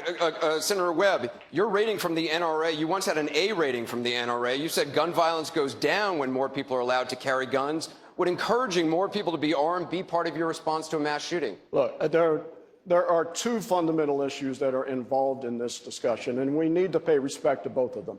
The first is the issue of who should be kept from having guns and using firearms. And we have done not a good job on that. A lot of them are criminals, and a lot of the people who are getting killed are members of gangs inside our urban areas, and a lot of them are mentally incapacitated. And the shooting in Virginia Tech in 07, this individual had received medical care for mental illness from 3 different professionals who were not allowed to share the information. So we do need background checks. We need to keep the people who should not have guns away from them. But we have to respect the tradition in this country of people who want to defend themselves and their family from violence. Senator? There are people are going back and forth here for 10 minutes here. There are people at high levels in this government who have bodyguards 24 hours a day, 7 days a week. The average American does not have that and deserves the right to be able to protect their family. Governor Chafee, you have an F rating from the NRA. What do you think about what Senator Webb just said?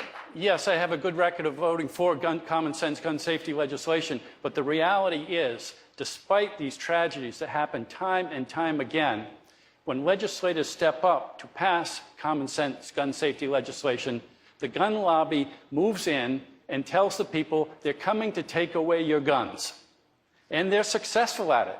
in Colorado and other states, the legislators that vote for common sense gun safety measures then get defeated. I even saw it in Rhode Island. So I would bring the gun lobby in and say, we've got to change this. Where can we find common ground?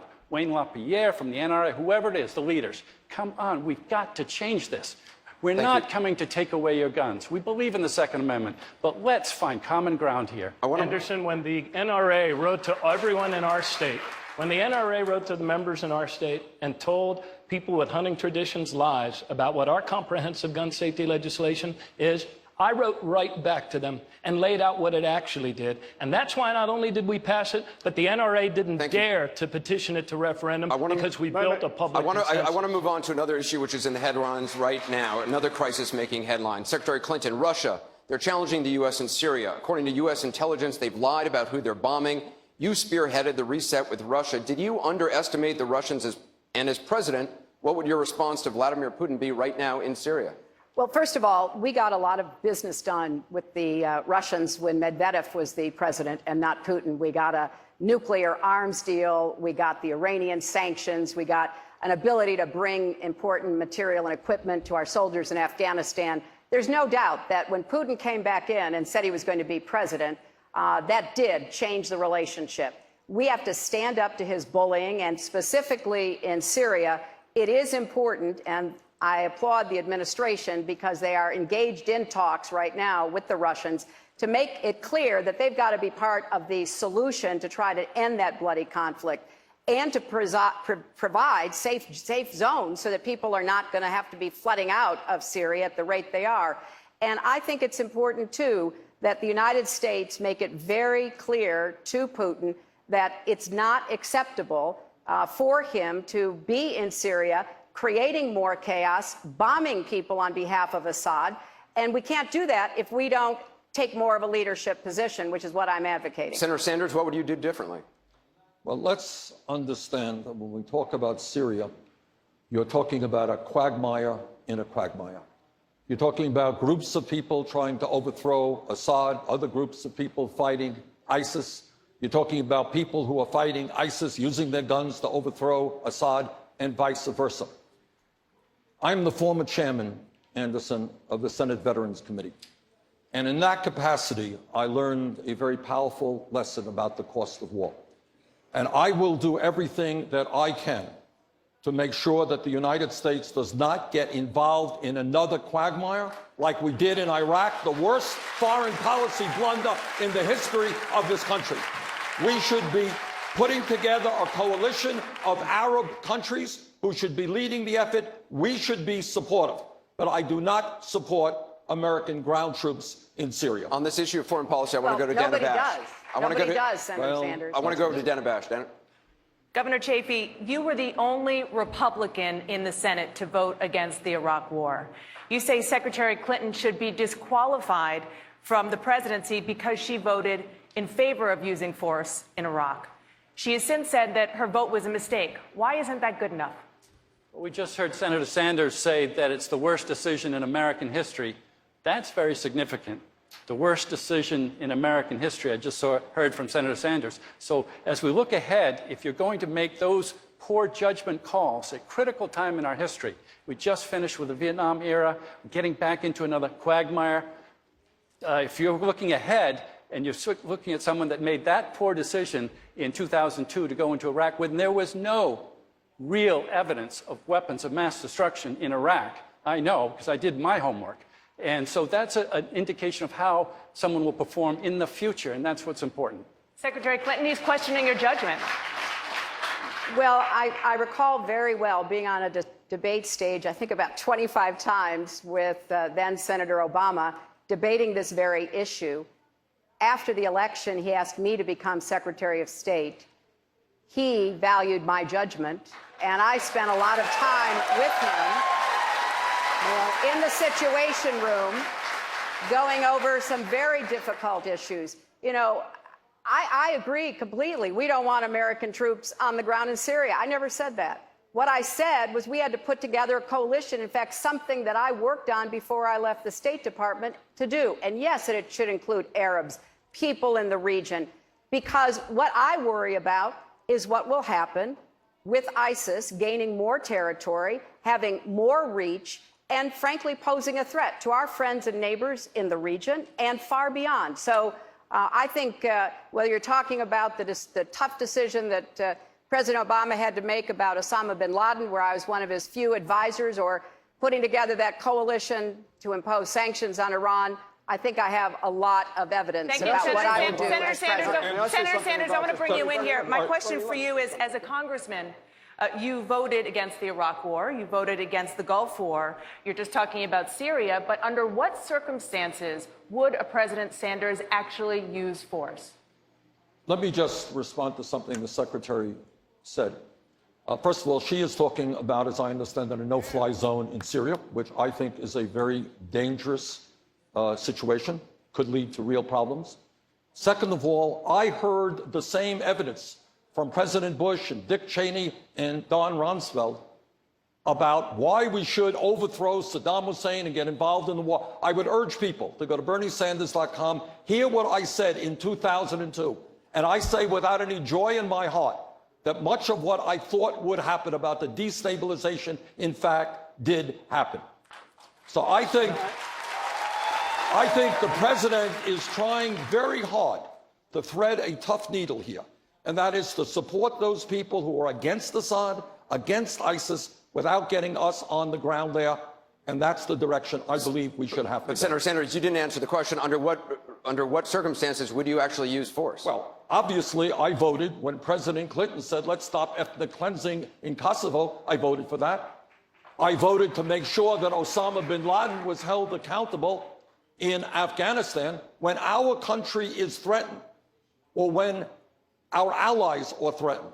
I believe that we need coalitions to come together to address the major crises of this country. I do not support the United States getting involved in unilateral action. Let's work with our allies. I'm going to bring you all in on this. Governor O'Malley, Secretary Clinton voted to authorize military force in Iraq, supported more troops in Afghanistan. As Secretary of State, she wanted to arm Syrian rebels and push for the bombing of Libya. Is she too quick to use military force? Anderson, no president, no commander-in-chief should take the military option off the table, even if most of us would agree that it should be the last option. What disturbed people so much about, and I would agree with Senator Sanders on this, leading us into Iraq under false pretenses and telling us as a people that there were weapons of mass destruction there was one of the worst blunders in modern American history. But the reason why people remain angry about it is because people feel like a lot of our legislators got railroaded in a war fever and by polls. And I remember being at a dinner shortly before that invasion. People were talking and saying, well, it'll take us just a couple years to rebuild democracy. And I thought, has this world gone mad? Whenever we go, in contrary to John Quincy Adams' advice, searching the world for monsters to destroy, and when we use political might to take at the expense of democratic principle, we hurt ourselves and we hurt our kids. Does she want to use military force too rapidly? I believe that as president, I would not be so quick to pull for a military tool. I believe that a no-fly zone in Syria at this time, actually, Secretary, would be a mistake. You have to enforce no-fly zones. And I believe, especially with the Russian Air Force in the air, it could lead to an escalation because of an accident that we would deeply regret. I support President. We have to play a long game, and I think ultimately, you want to talk about blunders, I think Assad's invasion of Syria will be seen as a blunder. Governor O'Malley, just for the record, on the campaign trail, you've been saying that Secretary Clinton is always quick for the military intervention. Secretary Clinton, you can respond. Well, first of all, can I get in this discussion at some point? Yes, you'll be coming in next, but she was directly quoted. Thank you. So. I've been standing over here for about 10 minutes trying. Okay. It's gone back and Secretary? forth over there. well, I am in the middle here, and lots of things coming from all directions. You got the lucky you know, I have to say I was very pleased when Governor O'Malley endorsed me for president in 2008, and I enjoyed his strong support in that campaign, and I consider him obviously a friend. Let me say, because there's a lot of loose talk going on here, we are already flying in Syria, just as we are flying in Iraq. Right. The president has made a very tough decision. What I believe and why I have advocated that the no-fly zone, which of course would be in a coalition, be put on the table is because I'm trying to figure out what leverage we have to get Russia to the table. You know, diplomacy is not about getting to the perfect solution. It's about how you balance the risk. Thank you. And I think we have an opportunity here. And I know that inside the administration, this is being hotly debated, to get that leverage, to try to get the Russians to have to deal with everybody in the region to begin to move toward a political, diplomatic solution in Syria. Senator Webb, you said as president you would never have used military force in Libya and that the attack on the U.S. consulate in Benghazi was, in your words, inevitable. Should Secretary Clinton have seen that attack coming? Look, let's start. I'm trying to get into this conversation in about 10 minutes. Let's start with why Russia is in Syria right now. There are 3 strategic failings that have allowed this to occur. The first was the invasion of Iraq, which destabilized ethnic elements in Iraq and empowered Iran. The second was the Arab Spring, which created huge vacuums in Libya and in Syria that allowed terrorist movements to move in there. And the third was the recent deal allowing Iran to move forward and eventually acquire a nuclear weapon, which sent bad signals, bad body language into the region about whether we are acquiescing in Iran becoming a stronger piece of the formula in that part of the world. Now, I say this as someone who's been 5 years in the Pentagon and who opposed the war in Iraq, whose son fought in Iraq. I fought in Vietnam. But if you want a place where we need to be in terms of our national strategy of focus, the greatest strategic threat that we have right now is resolving our relationship with China. And we need to do this because of their aggression in the region. We need to do it because of the way they treat their own people. And I would say this. I've been waiting for 10 minutes. I will say this. You're over your time, though. Well, you've let a lot of people go over their time. I would say this. You agreed to these debate rules. To the unelected, authoritarian government of China, you do not own the South China Sea. You do not have the right to conduct cyber warfare against tens of millions of American citizens, and in a Webb administration, we will do something about that. Senator Sanders, I want you to be able to respond. Pardon me? I'd like you to be able to respond and get in on this. Well, I think Mr. Putin is going to regret what he is doing. I think that when he gets into that... He doesn't seem to be the type of guy to regret a lot. Well, I think he is already regretting what he did in Crimea and what he is doing in the Ukraine. I think he is really regretting the decline of his economy. And I think what he is trying to do now is save some face. But I think when Russians get killed in Syria and when he gets bogged down, I think the Russian people are going to give him a message that maybe they should come home. Maybe they should start working with the United States to rectify the situation there. Secretary Clinton, on the campaign trail, Governor Webb has said that he would never have used military force in Libya and that the attack on the U.S. consulate in Benghazi was inevitable. Should you have seen that attack coming? Well, let's remember what was going on. We had a murderous dictator, Gaddafi, who had American blood on his hands, as I'm sure you remember, threatening to massacre large numbers of the Libyan people.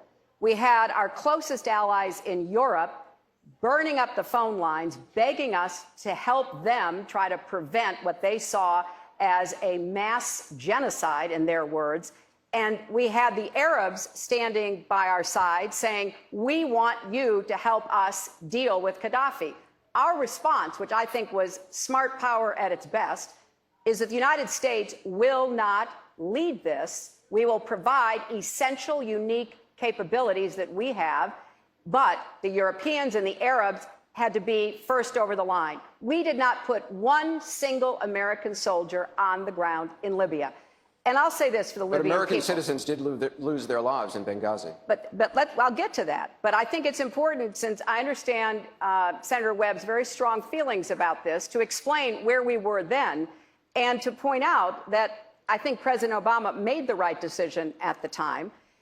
And the Libyan people had a free election, the first time since 1951. And you know what? They voted for moderates. They voted with the hope of democracy. Because of the Arab Spring, because of a lot of other things, there was turmoil to be followed. But unless you believe the United States should not send diplomats to any place that is dangerous, which I do not, then when we send them forth, there is always the potential for danger and risk. Governor O'Malley? Anderson, I think we are learning. Anderson, I think there's lessons to be learned from Benghazi. And those lessons are that we need to do a much better job as a nation of having human intelligence on the ground so that we know who the emerging next generation leaders are that are coming up to replace a dictator when his time on this planet ends. And I believe that's what Chris Stevens was trying to do. But he did not have the tools. We have failed as a country to invest in the human intelligence that would allow us to make not only better decisions in Libya, but better decisions in Syria today. And it's a huge national security failing. Senator Webb, I want you to be able to Thank you. respond. Anderson, I'd Look, like this to was not, too, please. Senator Webb? This is not about Benghazi per se. For me, it is the inevitability of something like Benghazi occurring in the way that we intervened in Libya. We had no treaties at risk. We had no Americans at risk. There was no threat of attack or imminent attack. There is plenty of time for a president to come to the Congress and request authority to use military force in that situation. I called for it on the Senate floor again and again. I called for it in Senate hearings. It is not a wise thing to do, and if people think it was a wise thing to do, try to get to the Tripoli airport today. You can't do it. Secretary Webb, you served in Vietnam. You're a Marine. Once a Marine, always a Marine. You served as a Marine in Vietnam. You're a decorated war hero. You eventually became Secretary of the Navy. During the Vietnam War, the man standing next to you, Senator Sanders, applied for status as a conscientious objector. Given his history, can he serve as a credible commander-in-chief? Now, everybody makes their decisions, particularly when the time there is conscription. And as long as they go through the legal process that our country requires, I respect that. And it would be for the voters to decide, whether Senator Sanders or anyone else should be president. I will say this, coming from the position that I've come from a military family, with my brother a Marine, my son was a Marine in Iraq, I served as a Marine, spending 5 years in the Pentagon. I am very comfortable that I am the most qualified person standing up here today to be your commander-in-chief. Senator Sanders, tell an American soldier who's watching right now tonight in Afghanistan why you can be commander-in-chief, given that you applied for conscientious objector status. Let me applaud my good friend Jim Webb for his service to this country in so many ways. Jim and I, under Jim's leadership, as he indicated, passed the most significant veterans education bill in recent history. We followed suit with, a few years later, passing, under my leadership, the most significant veterans health care legislation in the modern history of this country. When I was a young man, I'm not a young man today. When I was a young man, I strongly opposed the war in Vietnam. Not the brave men like Jim who fought in that war, but the policy which got us involved in that war. That was my view then. I am not a pacifist, Anderson. I supported the war in Afghanistan. I supported President Clinton's effort to deal with ethnic cleansing in Kosovo. I support airstrikes in Syria and what the president is trying to do. Yes, I happen to believe from the bottom of my heart that war should be the last resort, that we have got to exercise diplomacy. But yes, I am prepared to take this country into war if that is necessary. Very quickly, 30 seconds for each of you. Governor Chafee, who or what is the greatest national security threat to the United States? I want to go down the line. Okay, I just have to answer one thing that Senator Webb said about the Iran deal, because I'm a strong proponent of what President Obama, and he said that because of the Iran deal, that enabled Russia to come in. No, that's not true, Senator Webb. I respect your foreign policy chops, but Russia is aligned with Iran and with Assad and the Alawite Shias in Syria. So that the Iran deal did not allow Russia to come in. Senator, I got to give you 30 seconds to respond. I believe that the signal that we sent to the region when the Iran nuclear deal was concluded was that we are accepting Iran's greater position in this very important balance of power among our greatest ally, Israel, and the Sunnis represented by the Saudi regime and Iran. It was a position of weakness, and I think it encouraged the acts that we've seen in the past several weeks. 30 seconds for each of you. Governor Chafee, what is the greatest national security threat to the United States?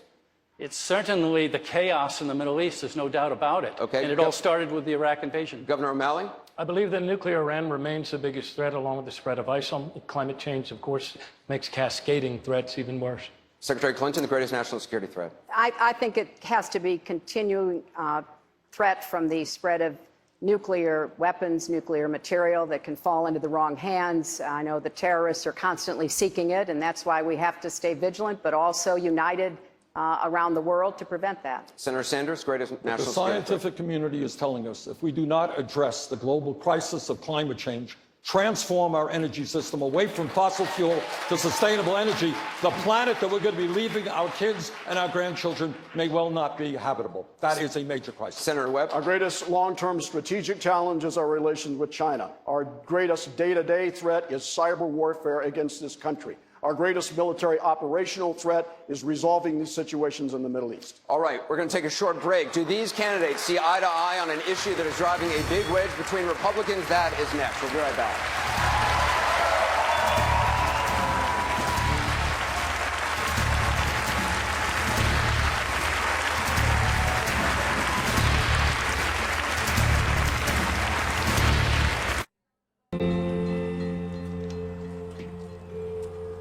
Big day? Yeah, the usual. Moved some new cars. Hauled a bunch of steel. Kept the supermarket shelves stocked. Made sure everyone got their latest gadgets. What's up for the next shift? Nothing much. Just keeping the lights on. Nice. Doing the big things that move an economy. See you tomorrow, Mac. See you tomorrow, Sam. Just another day at Norfolk Southern. What's up, Burners? Debate coming back. We're out here at Debell. Golf course. Sunset.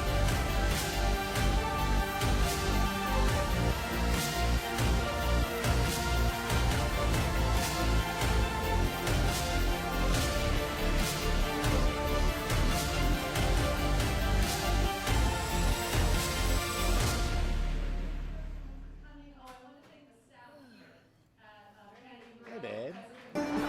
My career has been a journey. And through it all, my retirement never got left behind. So today, I'm prepared for anything we may want tomorrow to be. Let's talk about your old 401k today. At EndoChoice, we have the broadest portfolio of great technologies for the GI caregiver. We're most well known for the GI colonoscope, fused, or full spectrum endoscopy. We make a really big difference in a patient's life.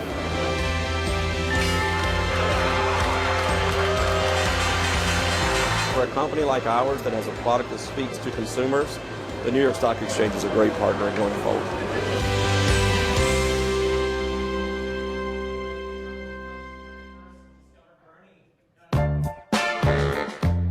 Sometimes laundry is worth celebrating. This is the 7th consecutive J.D. Power Award for Samsung clothes washers. Keep demanding the best. We'll keep over-delivering. Samsung Home Appliance. People talking. We have Bernie. We have Burbank for Bernie at the Debell Golf Course. Good party. Go help, boy. Waiting for the debate to come Go back. help. The debate so far, guys, looking good. Go help. Bernie's Right now. nailing it. If you're a cat, you ignore people.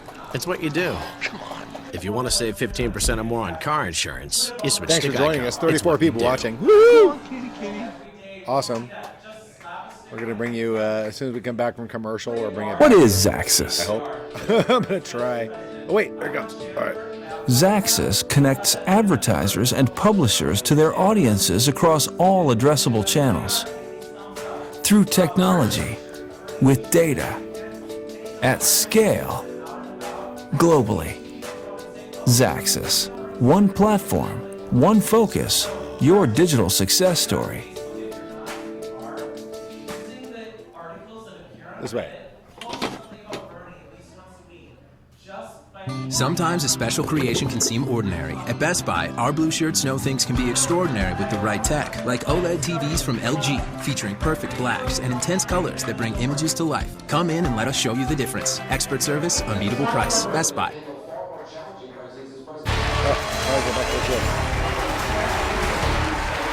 Welcome back. We are live in Nevada, in Las Vegas, at the Wynn Resort for the first Democratic presidential debate. The questions continue.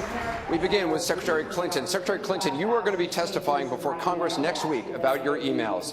For the last 8 months, you haven't been able to put this issue behind you. You dismissed it, you joked about it, you called it a mistake. What does that say about your ability to handle far more challenging crises as president? Well, I've taken responsibility for it. I did say it was a mistake. What I did was allowed by the State Department, but it wasn't the best choice.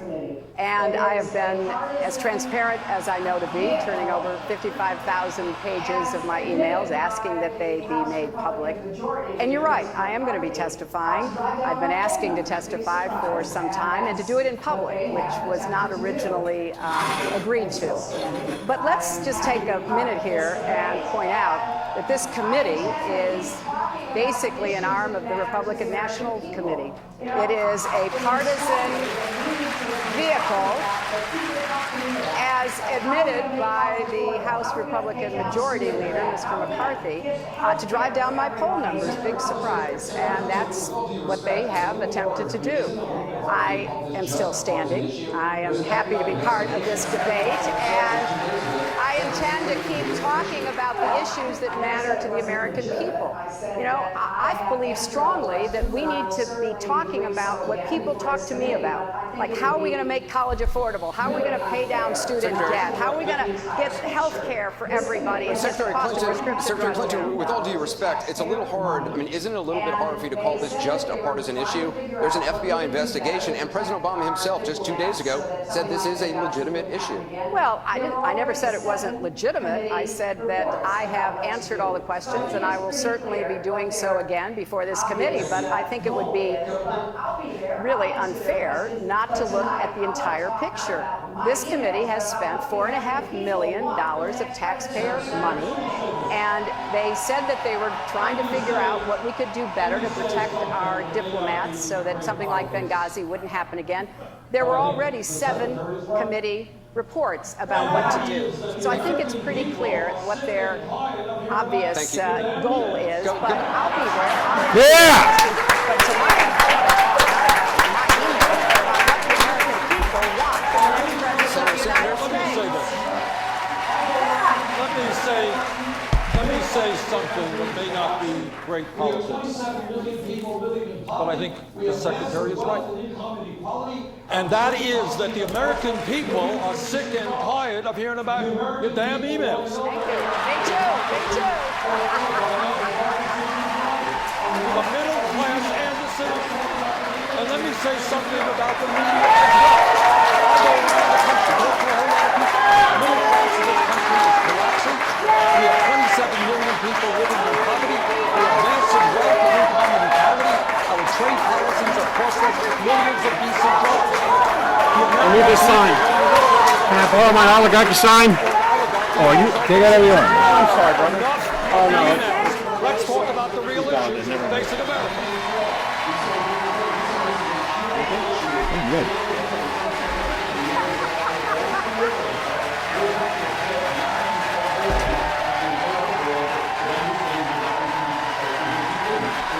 It's obviously very popular in this crowd. Thank you. Hold on. It's very. I know that plays well in this room, but I got to be honest, Governor Chafee, for the record, on the campaign trail, you've said a different thing. You said this is a huge issue. Standing here in front of Secretary Clinton, are you willing to say that to her face? Absolutely. We have to repair American credibility after we told the world that Saddam Hussein had weapons of mass destruction, which he didn't. So there's an issue of American credibility out there. So anytime someone's running to be our leader and a world leader, which the American president is, credibility is an issue out there with the world, and we have repair work to be done. I think we need someone that has the best in ethical standards as our next president. That's how I feel. Secretary Clinton, do you want to respond? No. Governor O'Malley.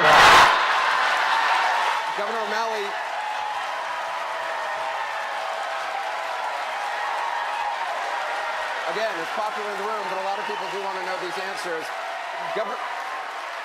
Governor O'Malley, you expressed concern on the campaign trail that the Democratic Party is, and I quote, being defined by Hillary Clinton's email scandal. You heard her answer. Do you still feel that way tonight? I believe that now that we're finally having debates, Anderson, that we don't have to be defined by the email scandal and how long, what the FBI is asking about. Instead, we can talk about affordable college, making college debt-free, and all the issues, which is why, and I see the chair of the DNC here,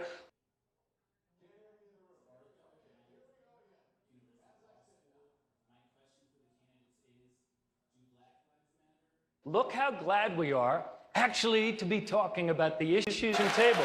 We need to get wages to go up, college more affordable. Thank you, Governor. We need to make America 100% clean electric by 2050. I want to talk about issues of race in America. For that, I want to start off with Don Lemon. Don? All right, Anderson, thank you very much. Not sure how to follow that, but this question is about something that has tripped some of the candidates up out on the campaign trail.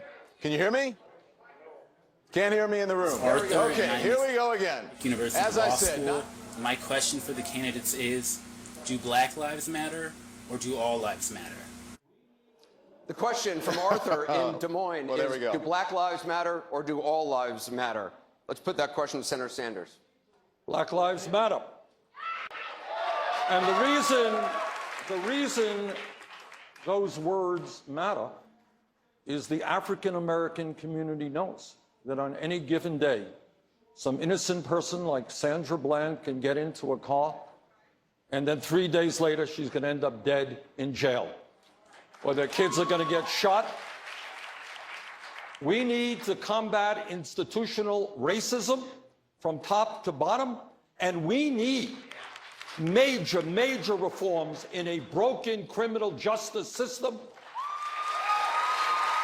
in which we have more people in jail than China. And I intend to tackle that issue to make sure that our people have education and jobs rather than jail cells. Governor O'Malley,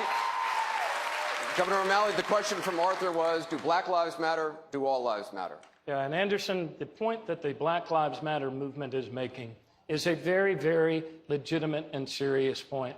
And that is that as a nation, we have undervalued the lives of Black lives, people of color. When I ran for mayor of Baltimore, we were burying over 350 young men every single year, mostly young and poor and Black. And I said to our legislature at the time when I appeared in front of them as a mayor, that if we were burying white, young, poor men in these numbers, we would be marching in the streets and there would be a different reaction. Black lives matter, and we have a lot of work to do to reform our criminal justice system and to address race relations in our country. Secretary Clinton, what would you do for African Americans in this country that President Obama couldn't? Well, I think that President Obama has been a great moral leader on these issues and has laid out an agenda that has been obstructed by the Republicans at every turn.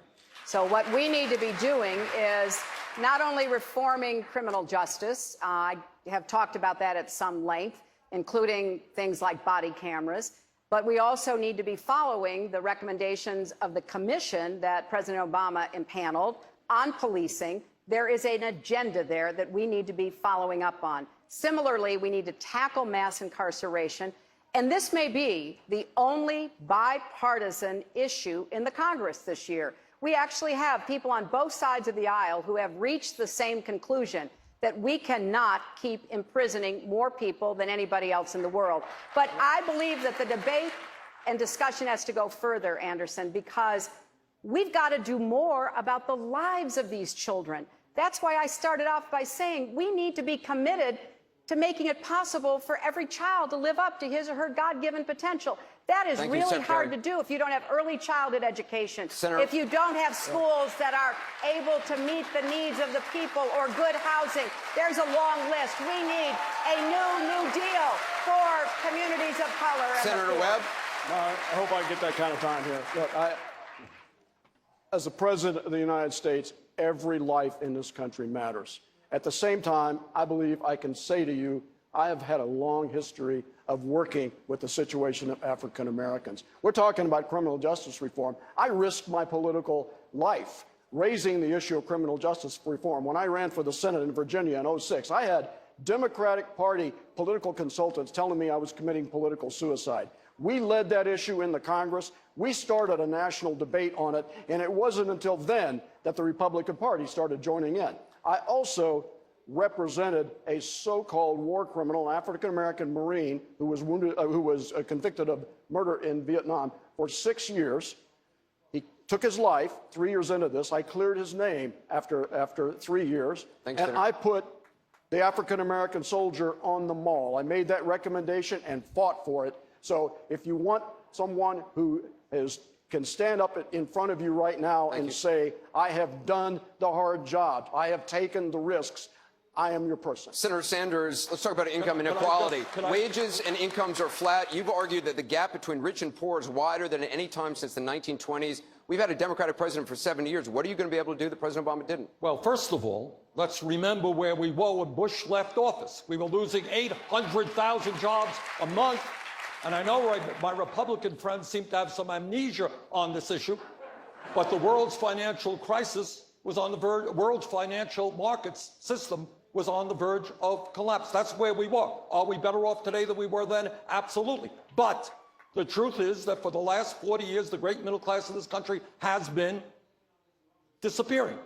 And in my view, what we need to do is create millions of jobs by rebuilding our crumbling infrastructure, raise the minimum wage to $15 an hour, have pay equity for women workers, end our disastrous trade policies, which have cost us millions of jobs, and make every public college and university in this country tuition free.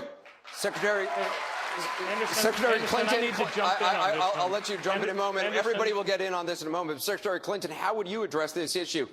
In all candor, you and your husband are part of the 1%. How can you credibly represent the views of the middle class? Well, you know, both Bill and I have been very blessed. Neither of us came from wealthy families, and we've worked really hard our entire lives. And I want to make sure every single person in this country has the same opportunities that he and I have had to make the most of their God-given potential and to have the chances that they should have in America for a good education, good job training, and then good jobs. I have a 5-point economic plan because this inequality challenge we face, we have faced it at other points. It's absolutely right. It hasn't been this bad since the 1920s. But if you look at the Republicans versus the Democrats when it comes to economic policy, there is no comparison. Thank you. The economy does better when you have a Democrat in the White House, and that's why we need to have a Democrat in the White House in January 2017. Governor O'Malley, I want you to be able to... Yep. Anderson, I want to associate myself with many of the items that the senator from Vermont mentioned, and I actually did them in our state. We raised the minimum wage, passed the living wage, invested more in infrastructure, went 4 years in a row without a penny's increase for college tuition. But there's another piece that Senator Sanders left out tonight, but he's been excellent about underscoring that.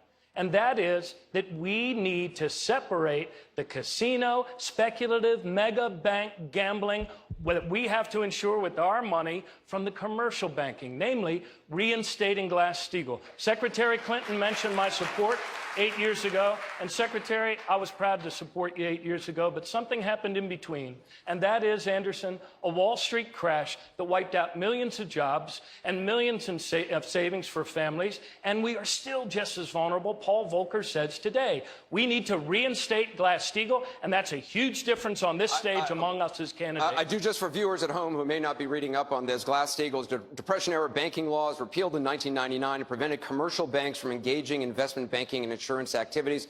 Secretary Clinton, I mean, he raises a fundamental difference on this stage. Senator Sanders wants to break up the big Wall Street banks. You don't. You say charge the banks more, continue to monitor them. Why is your plan better? Well, my plan is more comprehensive, and frankly, it's tougher because, of course, we have to deal with the problem that the banks are still too big to fail. We can never let the American taxpayer and middle-class families ever have to bail out the kind of speculative behavior that we saw.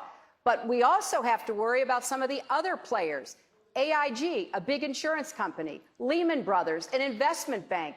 There's this whole area called shadow banking. That's where the experts tell me the next potential problem could come from. So I'm with both Senator Sanders and Governor O'Malley in putting a lot of attention onto the banks. And the plan that I have put forward would actually empower regulators to break up big banks if we thought they posed a risk. But I want to make sure we're going to cover everybody, not what caused the problem last time, but what could cause it next Senator time. Sanders, Secretary Clinton just said that her policy is tougher than yours.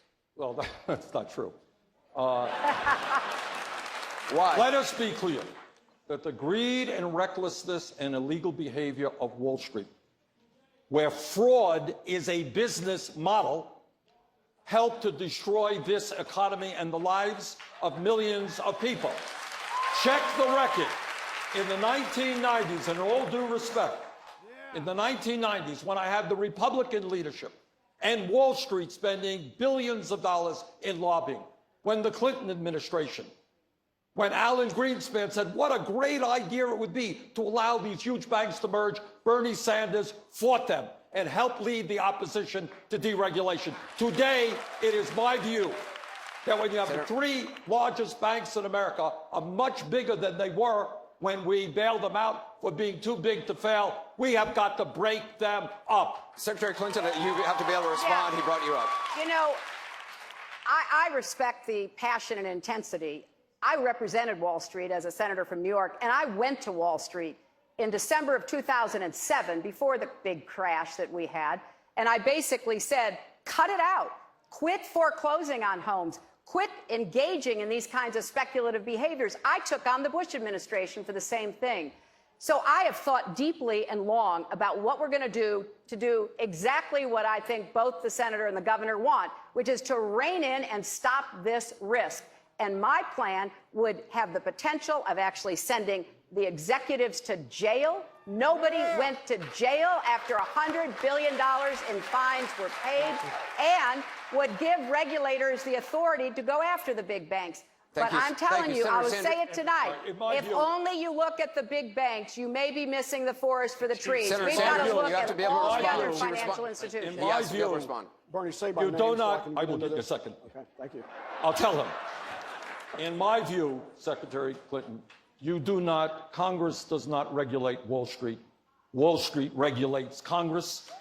And we have got to break off these banks. Going to them and saying, please do the right thing. No, that's not kind of naive. Look, I think Dodd-Frank was a very good start, and I think that we have to implement it. We have to prevent the Republicans from ripping it apart. We have to save the Consumer Financial Protection Board, which is finally beginning to act to protect consumers. We have work to do. You get no argument from me. But I know if we don't come in with a very tough and comprehensive approach like the plan I'm recommending, we're going to be behind instead of ahead of what the next crisis could be. Anderson, look, this is the big banks. I mean, once we repealed Glass-Steagall back in the late 1999s, the big banks, the six of them, went from controlling with the equivalent of 15% of our GDP to now 65% of our GDP. And right before this debate, Secretary Clinton's campaign put out a lot of reversals on positions on Keystone and many other things. But one of them that we still have a great difference on, Madam Secretary, is that you are not for Glass-Steagall. You are not for putting a firewall between this speculative, risky, shadow banking behavior. I am. And the people of our country need a president who's on their side, willing to protect the Main Street economy from recklessness on Wall Street. We have to fulfill our promise. I have to let you respond. Well, you know, everybody on this stage has changed a position or two. We've been around a cumulative, quite some period of time. You know, we know that if you are learning, you're going to change your position. I never took a position on Keystone until I took a position on Keystone. But I have been on the forefront of dealing with climate change, starting in 2009 when President Obama and I crashed a meeting with the Chinese and got them to sign up to the first international agreement to combat climate change that they'd ever joined. So I'm not taking a backseat to anybody on my values, my principles, and the results that I get. Senator Sanders, in 2008, congressional leaders were told without the 2008 bailout, the U.S. was possibly days away from a complete meltdown. Despite that, you still voted against it. As president, would you stand by your principles if it risked the country's financial stability? Well, I remember that meeting very well. I remember it like it was yesterday. Hank Paulson, Bernanke came in, and they said, guys, the economy is going to collapse because Wall Street is going under. It's going to take the economy with them. And you know what I said to Hank Paulson? I said, Hank, your guys, you come from Goldman Sachs, your millionaire and billionaire friends caused this problem. How about your millionaire and billionaire fans paying for the bailout? Not working families in this country. So to answer your question, no, I would not have let the economy collapse. But it was wrong to ask the middle class to bail out Wall Street. And by the way, I want Wall Street now to help kids in this country go to college, public colleges and universities, free with a Wall Street speculation. We're going to talk about that in a minute, but Senator Webb, I want to get you in. You have said neither party has the guts to take on Wall Street. Is the system rigged? There is a reality that I think we all need to recognize with respect to the power of the financial sector. Let me just go back a minute and say that on this TARP program, I introduced a piece of legislation calling for a windfall profits tax on the executives of any of these companies that got more than $5 billion, that it was time for them, once they got their compensation and their bonus, to split the rest of the money they made with the nurses and the truck drivers and the soldiers who bailed them out. With respect to the financial sector, I mean, I know that my time's run out, but I mean, in speaking of changing positions on the positions on how this debate's occurred, it's kind of frustrating because unless somebody mentions my name, I can't get into the discussion. You agreed to these rules and you're wasting time. So well, if you would finish your answer, well, I'm trying to set a mark here, so maybe we can get into a little more later on. This hasn't been equal time. But if you want to look at what's happened, if we look at the facts in terms of how we're going to deal with this, since that crash, in the last 10 years, the amount of the world's capital economy that Wall Street manages has gone from 44% to 55%. That means the Wall Street money managers are not risking themselves as the same way the American people are when they're going to get their compensation. They're managing money from all over the world. Thank you. We have to take that into consideration when we're looking at ways to regulate it. Governor Chafee, you've attacked Secretary Clinton for being too close to Wall Street banks. In 1999, you voted for the very bill that made banks bigger. The Glass-Steagall was my very first vote. I just arrived. My dad had died in office. I was appointed to the office. It was my very first vote. Are you saying you didn't know what you were voting for? I just arrived at the Senate. I think we get some takeovers, and that was one. It was my very first vote, and it was 92.5.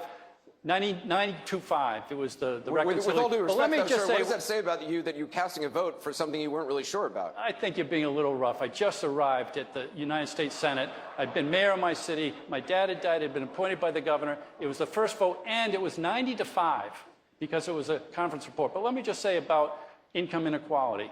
We've had a lot of talk over the last few minutes, hours, or tens of minutes, but no one's saying how we're going to fix it. And it all started with the Bush tax cuts that favored the wealthy. So let's go back to the tax code. And 0.6% of Americans are at the top echelon, over 464,000. 0.6 of Americans, that's less than 1%, but they generate 30% of the revenue.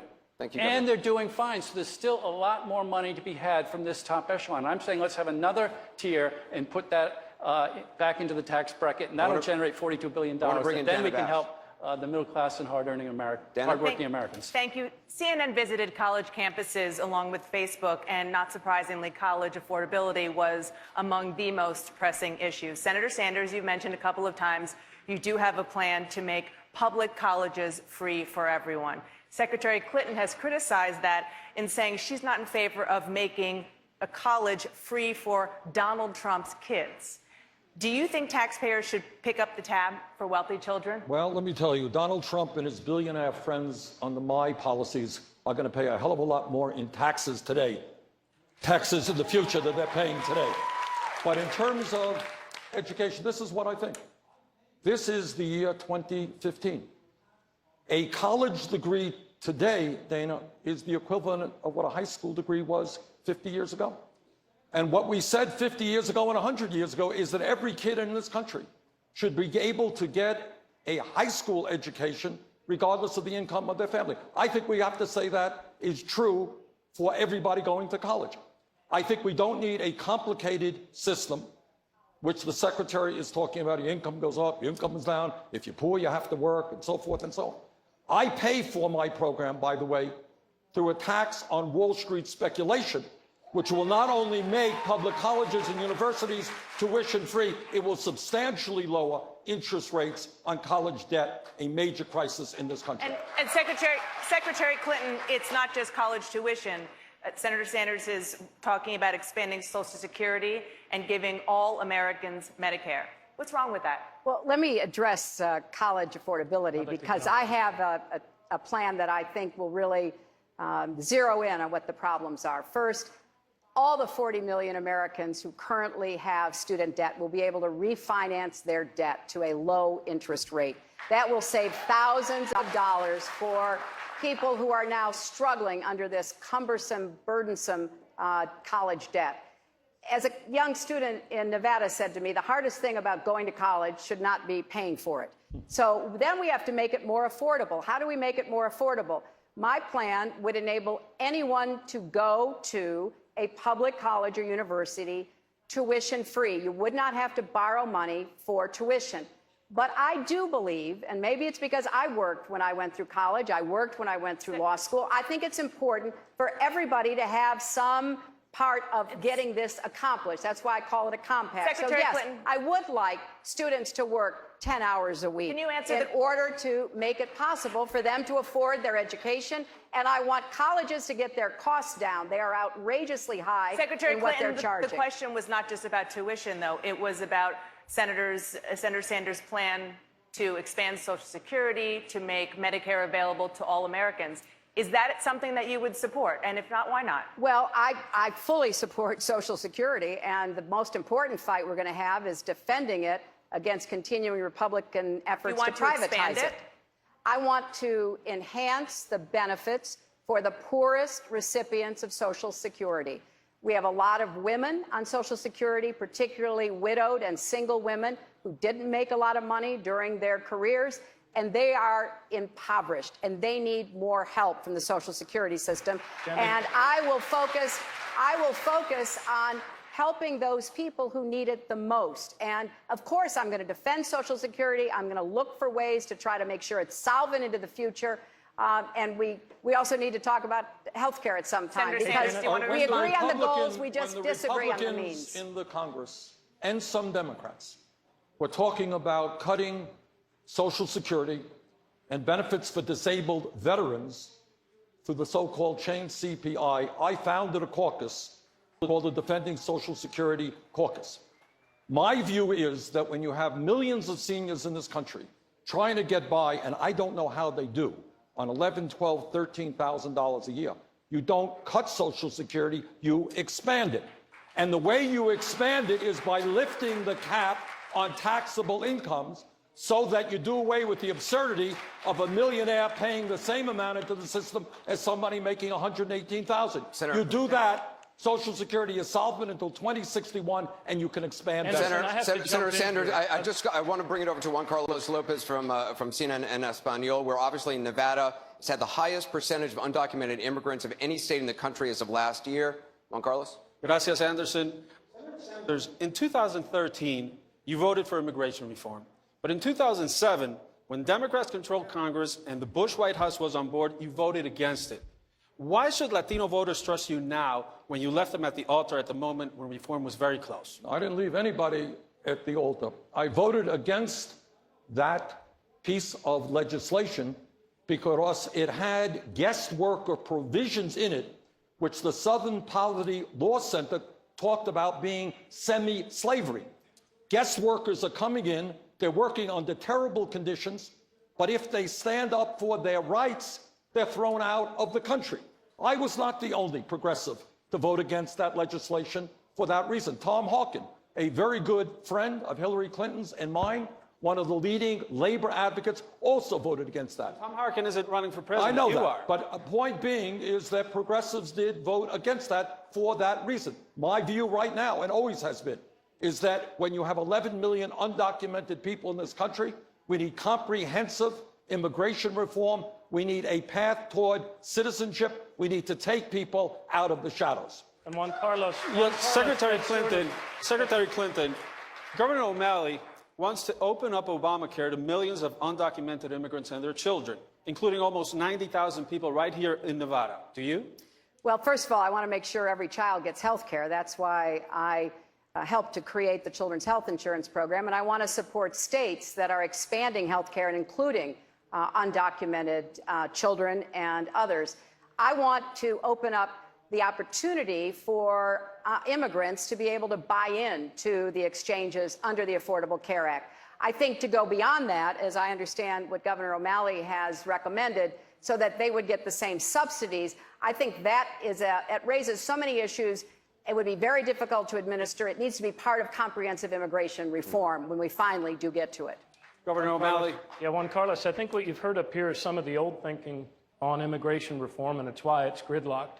We need to understand that our country's made stronger in every generation by the arrival of new American immigrants. That is why I have put out a policy for comprehensive immigration reform. That is why I would go further than President Obama has on DACA and DAPA. I mean, we are a nation of immigrants. We are made stronger by immigrants. Do you think for a second that simply because somebody's standing in a broken queue on naturalization, they're not going to go to the hospital? And that care isn't going to fall onto our insurance rates? I am for a generous, compassionate America that says we're all in this together. We need comprehensive immigration reform. It'll make wages go up in America, $250 for every Senator average Webb, family. do you support the undocumented immigrants getting Obamacare?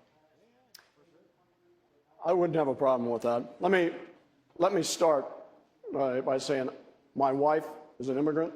She was a refugee. Her family escaped from Vietnam on a boat, her entire extended family, after the communists took over, when hundreds of thousands of people were out there and thousands of them were dying. She went to 2 refugee camps. She never spoke English in her home, and she ended up, as I said, graduating from Cornell Law School. That's not only the American dream, that's the value that we have with a good immigration system in place. No country is a country without defining its borders.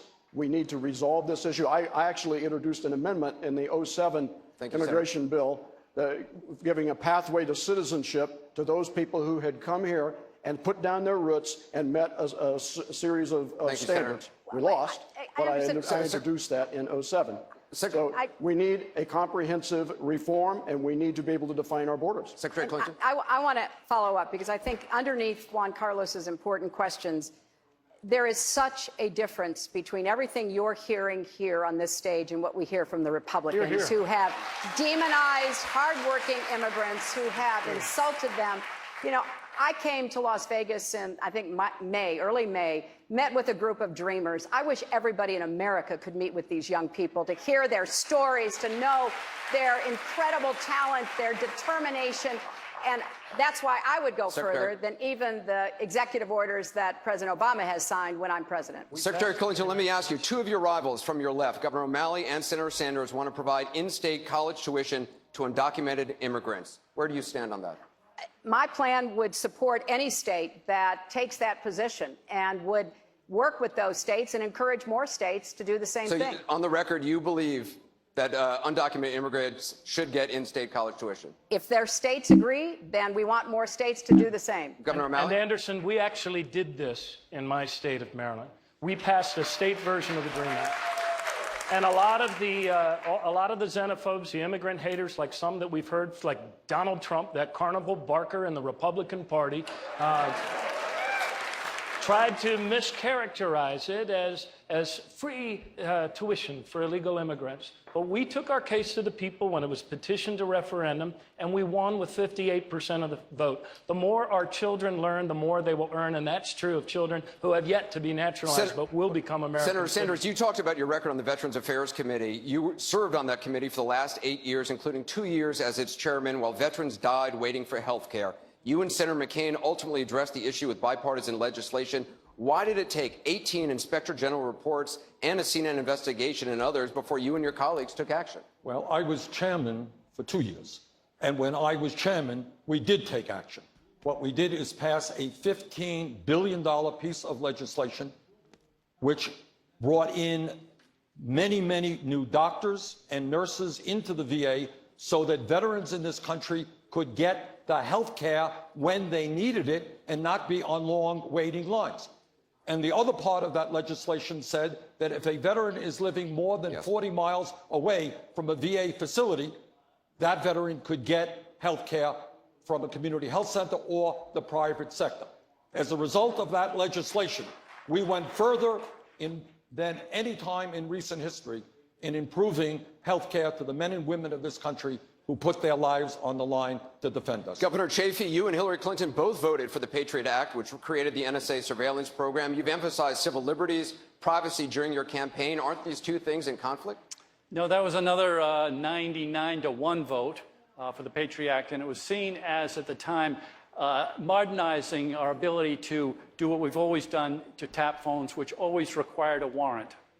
And do you voted regret that for vote? that. Now, no. As long as you're getting a warrant, I believe that under the Fourth Amendment, you should be able to do surveillance, but you need a warrant. That's what the Fourth Amendment says. And in the Patriot Act, Section 215 started to get broadened too far. So I would be in favor of addressing and reforming Section 215 of the Patriot Act. Secretary Clinton, do you regret your vote on the Patriot Act? No, I don't. I think that it was necessary to make sure that we were able, after 9/11, to put in place the security that we needed.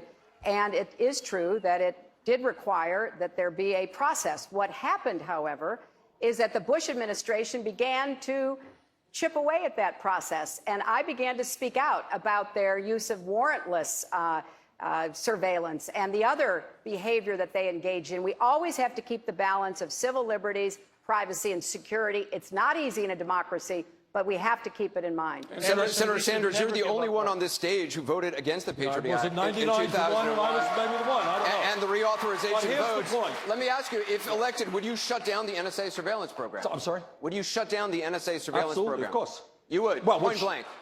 Well, I would shut down, I'd shut down what exists right now, is that virtually every telephone call in this country ends up in a file at the NSA. That is unacceptable to me.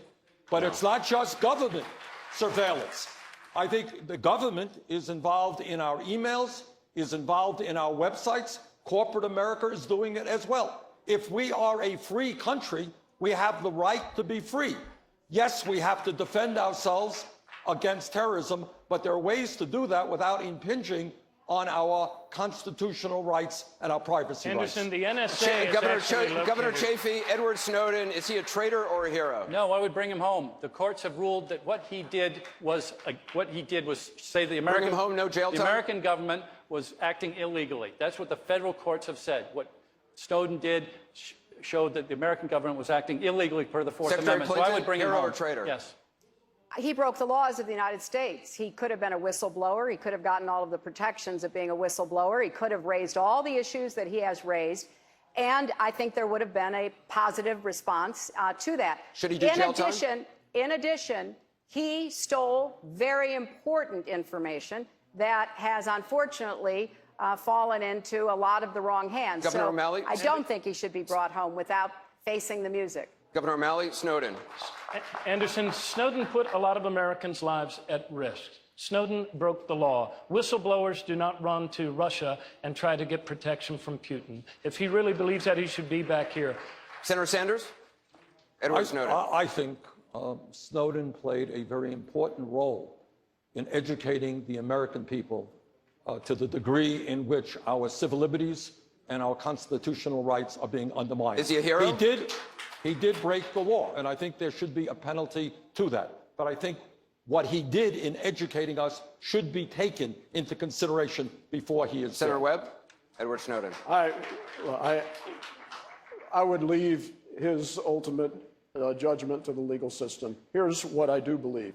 We have a serious problem in terms of the collection of personal information in this country. And one of the things that I did during the FISA bill in 2007, the Foreign Intelligence Surveillance Act, was introduced with Russ Feingold 2 amendments basically saying, we understand the realities of how you have to collect this broad information in the internet age, but after a certain period of time, you need to destroy the personal information that you have if people have not been if criminal justice proceedings have not been brought against them. We've got a vast data bank of information that is ripe for people with bad intentions to be able to use, and they need to be destroyed. Another question for each of you, starting with Governor Chafee. Name the one thing, the one way that your administration would not be a third term of President Obama. Certainly ending the wars. We've got to stop these wars. We have to have a new dynamic, a new paradigm. We're just spent $500 million arming and training soldiers, the rebel soldiers in Syria. They quickly joined the other side. President Obama's generals right now are suggesting keeping troops in Afghanistan after the time he wanted them pulled out. Would you keep them there? I'd like to finish my question, my answer. And also, we just bombed a hospital We've had drone strikes that hit civilian weddings. So I would change our approach to the Middle East. We need a new paradigm in the Middle East. Governor O'Malley, how would you be different than President Obama's administration? I would follow through on the promise that the American people thought we made as Democratic Party to protect the Main Street economy from recklessness on Wall Street. I would push to separate out these too big to jail, too big to fail banks and put in place Glass-Steagall, a modern Glass-Steagall that creates a firewall so that this wreckage of our economy can never happen again. Secretary Clinton, how would you not be a third term of President Obama? Well, I think that's pretty obvious. I think being the first woman president would be quite a change from the presidents we've had up until this point, including President Obama. Is there a policy difference? Well, there's a lot that I would like to do to build on the successes of President Obama, but also, as I'm laying out, to go beyond. And that's in my economic plans, how I would deal with the prescription drug companies, how I would deal with college, how I would deal with a full range of issues that I've been talking about throughout this campaign to go further. Senator Sanders? I have a lot of respect for President Obama. I have worked with him time and time again on many, many issues. But here's where I do disagree. I believe that the power of corporate America, the power of Wall Street, the power of the drug companies, the power of the corporate media is so great that the only way we really transform America and do the things that the middle class and working class desperately need is through a political revolution when millions of people begin to come together and stand up and say our government is going to work for all of us, not just a handful of billionaires. Senator Webb, how would you not be a third term for Obama? I got a great deal of admiration and affection for Senator Sanders, but Bernie, I don't think the revolution's going to come, and I don't think the Congress is going to pay for a lot of this stuff. And if there would be a major difference between my administration and the Obama administration, it would be in the use of executive authority. I came up as a committee counsel in the Congress, used to put dozens of bills through the House floor every year as a committee counsel in the Veterans Committee. I have a very strong feeling about how our federal system works and how we need to lead and energize the congressional process instead of allowing these divisions to continue to paralyze what we're doing. So I would lead working with both parties in the Congress and working through them in the traditional way that our Constitution Senator is Sanders, set. he cited you. You don't hear a lot of Democratic presidential candidates talking about revolution. What do you mean? What I mean is that we need to have one of the larger voter turnouts in the world, not one of the lowest. We need to raise public consciousness. We need the American people to know what's going on in Washington in a way that today they do not know. And when people come together in a way that does not exist now and are prepared to take on the big money interest, then we can bring the kind of change we need. Anderson, I actually have talked about a revolution. What we need is a green energy revolution. We need to move America to a 100% clean electric grid by 2050 and create 5 million jobs along the way. And we're going to talk more about climate change and environmental issues coming up. Some of the candidates have tried marijuana, as have pretty much probably everybody in this room. Others have not. Does it influence their views on legalization? Find out that and others ahead.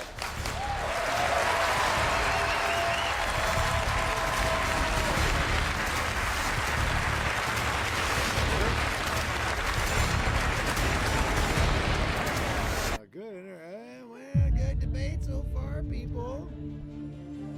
Good debate so far. What's up? Yeah, baby. Good debate. Maybe have some folks coming over from Burbank for Bernie. Come over, talk to us.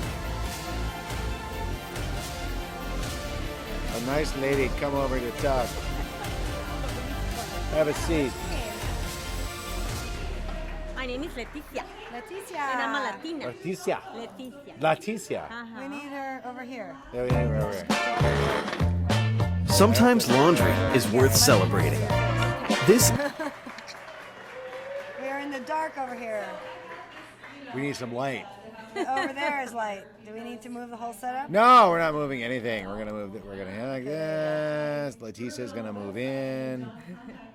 Lean in, Leticia. Lean in. There you go. Like that? Yeah, you see? Where's Dave? Right there. You see? There you are right there. So. Ah, yeah. That's weird. Are you Burbank for Bernie? No, I'm everything for Bernie. Everything for Bernie. I'm a volunteer. I'm 100% Bernie. I do Burbank. I do Glendale. I do you name it. You name it. I You're go all on the Bernie. map every day. Nice, twice nice, a day. nice. What do you think about the debate so far?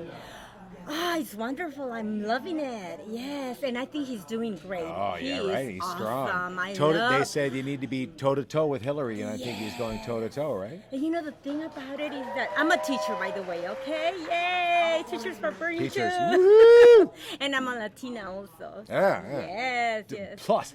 Applause. Yes, yes. But he's doing great on the issues and the way he speaks. Yep. And in fact, you know, I've read it, and I'm a Redditor now. Oh, yeah, I mean, yeah. I'm 55, Reddit, that's his super and I'm a PAC. Redditor now. I know, right? I've been tweeting for like 2 months now. Yeah, me too. Yeah. It's like I don't even know how to do it. But it's awesome. It's just like I admire the Redditor young kids. Yeah, because totally, yeah. They have a lot of respect for. They respect each other when they talk to each other. It's a true story. And and I Amazing. get my news from them now. And these are the kids, right? These are the Yes. kids, the bumper sticker kids. Like I Yeah. graduated from kindergarten. So who cares? But you're good kids. You are. And you know the thing about it is that like the media's been so negative Yeah. against him, and Yeah. they've been blocking him. Yep. So I get my news from the Reddit kids. Yeah, you know? totally. Oh yeah. Totally. We are the media. Yes. For sure. Yeah. The mainstream media is out. They have no clue what's going on. Yeah. They're just like, what? I don't understand what's going on with Bernie Sanders. They have no idea what's happening. And I ask people, you know, I'm going to go see a debate for Yeah. Bernie. And who's Bernie? They're Yeah, like, who's Bernie? It's his biggest problem. Yes. it After is. tonight, though, it's going It to change. Yes, This I'm is all of hoping. America. is And gonna see him. you know, I've been doing a lot of I've been doing honks for Bernie. Yeah. I've been doing the Yeah. flash Where do you mob, honk? Everything. Glendale? Monroe. Monroe. We do it Monroe. Nice. Yeah. 'Cause they have. So what's the Glendale. corner? That's the Glendale for Bernie. Glendale for Bernie. And I've been On, doing I forgot the name of the street, but I've been doing Glendale for Bernie. Glendale for Honk. Bernie, and there's Pasadena for Bernie that Yeah. I do. Just go on the map, and they have all Yeah, kinds of things the for you. event They're site for fun. Bernie. They're Yeah. a lot of fun. If you have a Friday that you don't have anything to do Uh-huh. and you feel lonely, you'll meet a lot of friends over there. It's awesome. That's great. But I have to tell you, before I leave, I have to tell you one Yes. thing. That I read it before, and it's true. He calms me when I had a bad day, when I feel like stressed, and when I put his YouTube, and he calms me. Oh, And he's got that I've read it voice, before. and you know what he believes. It's hope. He gives us a lot of hope. He believes what he says. Yeah. That's really what it is. Whenever he speaks, he believes what he says. It's like, you know, when you watch, I'm an actor, so when you see bad Shakespeare, it's really bad. But when you see Shakespeare where somebody understands what they're saying, then you appreciate it. And Bernie believes what he's saying. He's believed this for years. So he didn't need to prepare for a debate. This is what he believes. And so he makes me feel very relaxed, Yeah. you know, very relaxed.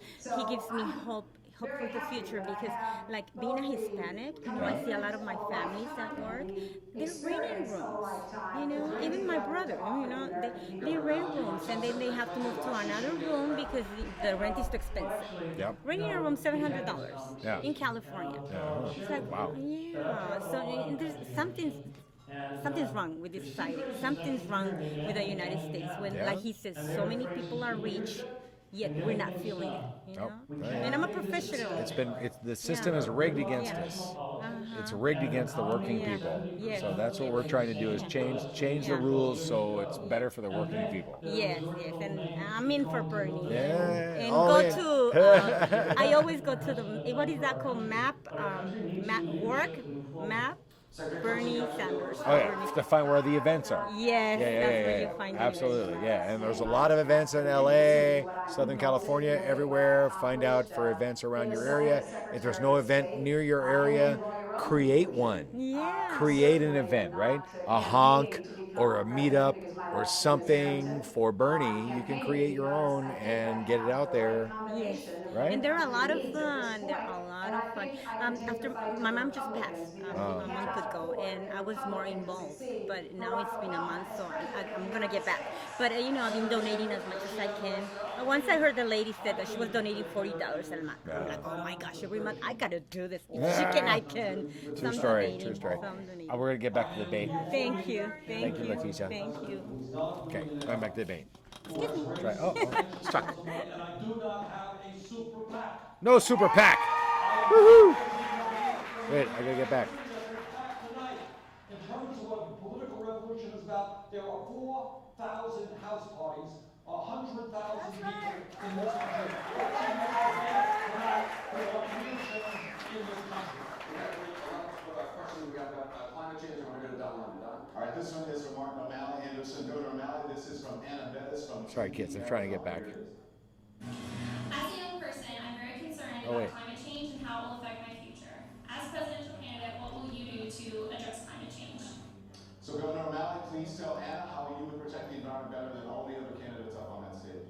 Anna, I have put forward a plan, and I'm the only candidate, I believe, in either party to do this, to move America forward to a 100% clean electric grid by 2050.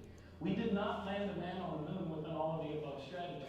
It was an intentional engineering challenge, and we solved it as a nation.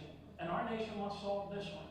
So I put forward the plan that would extend the investor tax credits for solar and for wind. If you go across Iowa, you see that 30% of their energy now comes from wind. We're here in Las Vegas, one of the most sustainable cities in America, doing important things in terms of green building, architecture, and design. We can get there as a nation, but it's going to require presidential leadership. And as president, I intend to sign as my very first order in office an order that moves us as a nation and dedicates our resources to solving this problem and moving us to a 100% clean electric grid by 2050. We can do it. Green building, architecture, and design. We can get there as a nation, but it's going to require presidential leadership.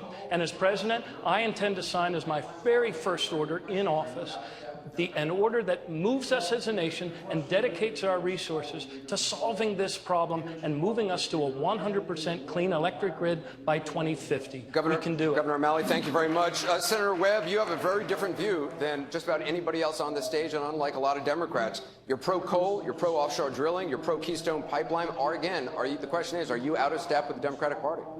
Well, really, we are not going to solve climate change simply with the laws here. We've done a good job in this country since 1970. If you look at China and India, they're the greatest. Question really is, how are we going to solve energy problems here and in the global environment? We need to solve this if you really want to address climate change. When I was in the Senate, I was an all of the above energy voter. We introduced legislation to bring in alternate energy as well as nuclear power. I'm a strong proponent of nuclear power. It is safe, it is clean, and really, we are not going to solve climate change simply with the laws here. We've done a good job in this country since 1970. If you look at China and India, they're the greatest polluters in the world. 15 out of the 20 most polluted cities in the world are in one of those two countries. We need to solve this in a global way. It's a global problem, and I have been very strong on doing that. The agreements, the so-called agreements that we have had with China are illusory in terms of the immediate requirements of the Chinese government itself. So let's solve this problem in an international way, and then we really will have a way to address climate change. Senator Sanders, are you tougher on climate change? This is a moral issue. We have got to be extremely aggressive in working with China, India, Russia. The planet, the future of the planet is at stake. Secretary Clinton wants to be able to respond to that. Well, that's exactly what I've been doing. When we met in Copenhagen in 2009, then Secretary Clinton? Literally, well, I will tell you this. I believe, and Pope Francis made this point, this is a moral issue. The scientists are telling us that we need to move extremely boldly. I am proud that along with Senator Barbara Boxer a few years ago, we introduced the first piece of climate change legislation which called for a tax on carbon. And let me also tell you that nothing is going to happen unless we are prepared to deal with campaign finance reform because the fossil fuel industry is funding the Republican Party, which denies the reality of climate change and certainly is not prepared to go forward aggressively. This is a moral issue. We have got to be extremely aggressive in working with China, India, Russia. The planet, the future of the planet is at stake. Secretary Clinton, I want you to be able to respond, and I'm going to go to Dana. Well, that's exactly what I've been doing. When we met in Copenhagen in 2009, and literally President Obama and I were hunting for the Chinese, going throughout this huge convention center because we knew we had to get them to agree to something, because there will be no effective efforts against climate change unless China and India join with the rest of the world. They told us they'd left for the airport. We found out they were having a secret meeting. We marched up, we broke in, we said, we've been looking all over for you, let's sit down and talk about what we need to do. And we did come up with the first international agreement that China has signed. Thanks to President Obama's leadership, it's now gone much further. And I do think that the bilateral agreement that President Obama made with the Chinese was significant. Thank you, now, it needs to go further, and there will be an international meeting at the end of this year, and we must get verifiable commitments to fight climate change from every country gathered Dana there. Bash? Secretary Clinton, you now support mandated paid family leave. Carly Fiorina, the first female CEO of a Fortune 50 company, argues if the government requires paid leave, it will force small businesses to, quote, hire fewer people and create fewer jobs. What do you say not only to Carly Fiorina, but also a small business owner out there who says, you know, I like this idea, but I just can't afford it? Well, I'm surprised she says that because California has had a paid leave program for a number of years. And all of on the federal level. Well, but on a state level, a state as big as many countries in the world, and it has not had the ill effects that the Republicans are always saying it will have. And I think this is typical Republican scare tactics. We can design a system and pay for it that does not put the burden on small businesses. I remember as a young mother, you know, having a baby wake up who was sick, and I'm supposed to be in court because I was practicing law. I know what it's like. And I think we need to recognize the incredible challenges that so many parents face, particularly working moms. I see my good friend, Senator Gillibrand, in the front row. She's been a champion of this. We need to get a consensus through this campaign, which is why I'm talking about it everywhere I go, and we need to join the rest of the advanced world in having it. Secretary Clinton, even many people who agree with you might say, look, this is very hard to do, especially in today's day and age. There are so many people who say, really, another government program? Is that what you're proposing? And at the expense of taxpayer money? Well, look, you know, when people say that, it's always the Republicans or their sympathizers who say you can't have paid leave, you can't provide health care. They don't mind having big government to interfere with a woman's right to choose and to try to take down Planned Parenthood. They're fine with big government when it comes to that. I'm sick of it. You know, we can do these things. We should not be paralyzed. We should not be paralyzed by the Republicans and their constant refrain, big government this, big government that, except for what they want to impose on the American people. I know we can afford it because we're going to make the wealthy pay for it. That is the way to get it done. Senator Sanders. Yeah, Dana, here's the point. Every other major country on earth, everyone, including some small countries, say that when a mother has a baby, she should stay home with that baby. We are the only major country that is an international embarrassment that we do not provide paid family and medical leave. Second of all, the Secretary is right. Republicans tell us we can't do anything except give tax breaks to billionaires and cut Social Security, Medicare, and Medicaid. That's not what the American people want. Governor O'Malley? Yeah, Anderson, in our state, we actually expanded family leave, and I have to agree with Secretary Clinton and Senator Sanders.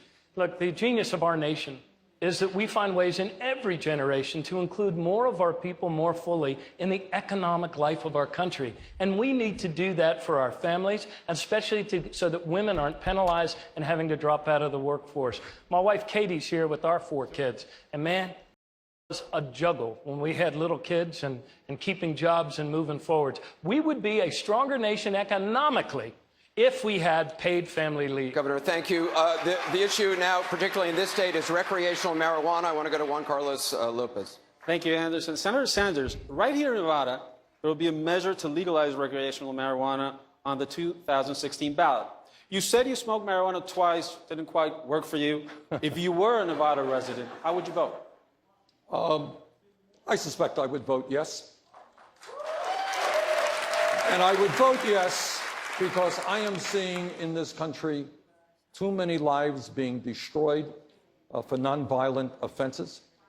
We have a criminal justice system that lets CEOs on Wall Street walk away, and yet we are imprisoning or giving jail sentences to young people who are smoking marijuana. I think we have to think through this war on drugs, which has done an enormous amount of damage. We need to rethink our criminal justice system, and we've got a lot of work to do in that area. Secretary Clinton, you told Christiana Amanpour you didn't smoke pot when you were young, and you're not going to start now.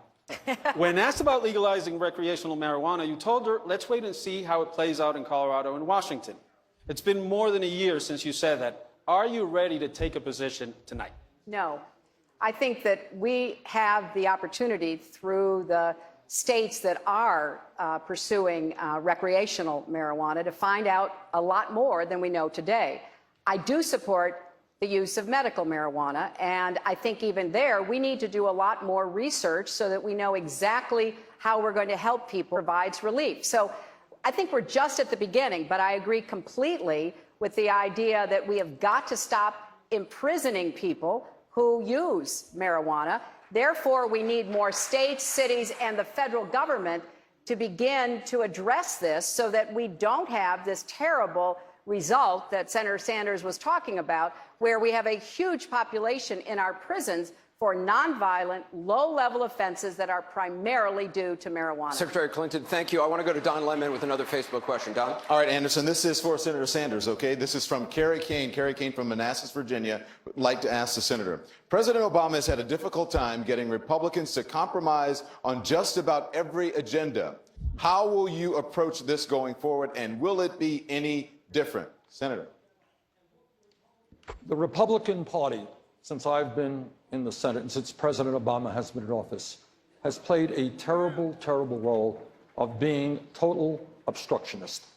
Every effort that he has made, that some of us have made, they have said no, no, no. Now, in my view, the only who, by the way, I hope will not continue to control the Senate in the House when one of us is elected president, but the only way we can get things done is by having millions of people coming together.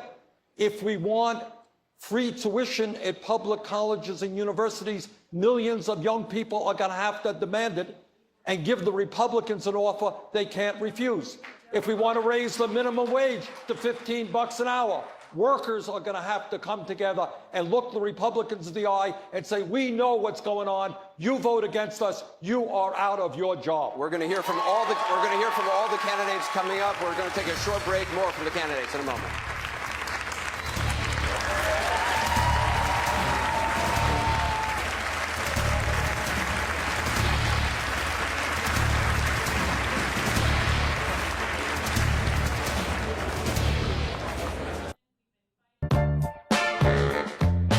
Sometimes laundry is worth celebrating. This is the 7th consecutive J.D. Power Award for Samsung clothes washers. Keep demanding the best. We'll keep over-delivering. Samsung Home Appliance. What is Xaxis? Xaxis connects advertising audiences across all addressable channels through technology, with data, at scale, globally. Xaxis. One platform, one focus, your digital success story.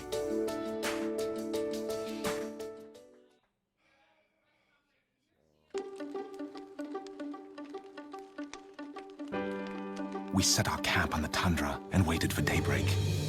We had trekked nearly 200 miles.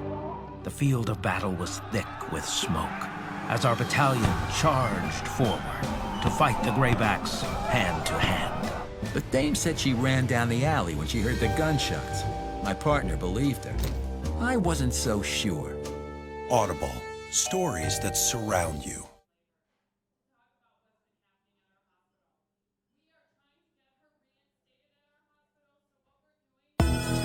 Most people think of Party City as a retailer.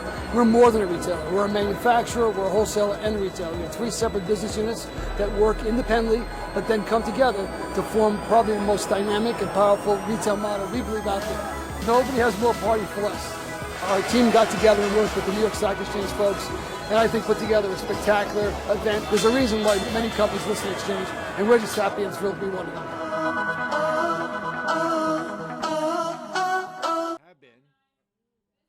Hold the phone, because AT&T and DirecTV are now one, which means you can access your DVR at the DMV. Change channels while he changes pants. You don't have to be a couch potato. You can be a train potato. And let them watch all the shows they love inside the ride that you really kind of hate. Introducing the all-in-one plan, only from DirecTV and AT&T.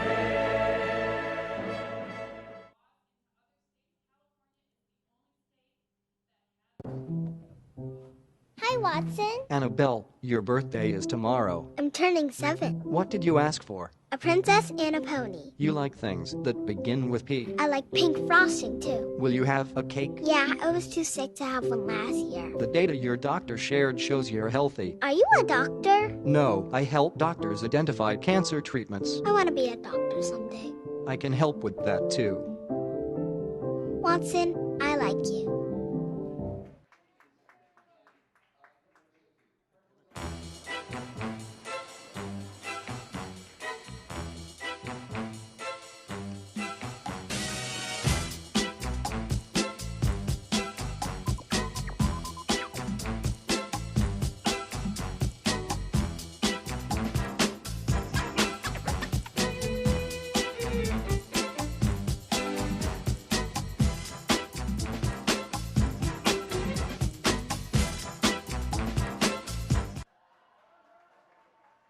CNN.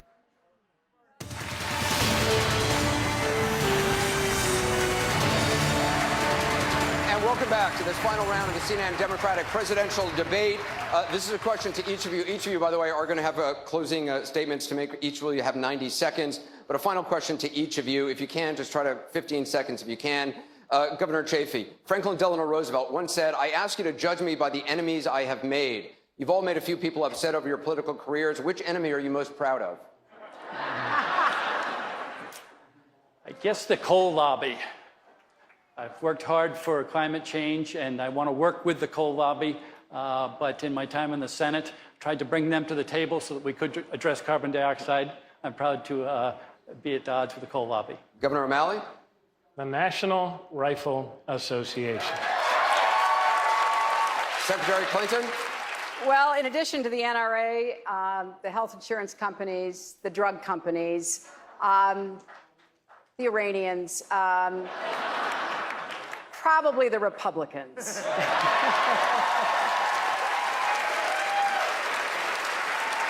Senator Sanders?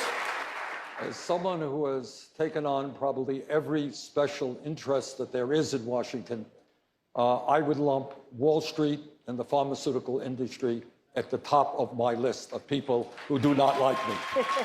Senator Webb?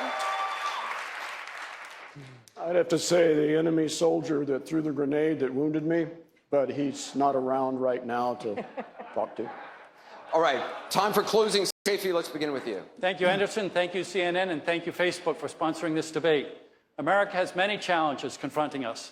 Ending the perpetual wars, addressing climate change, addressing income inequality, funding education, funding infrastructure, funding healthcare, helping Black Americans, helping Native Americans. We have many challenges.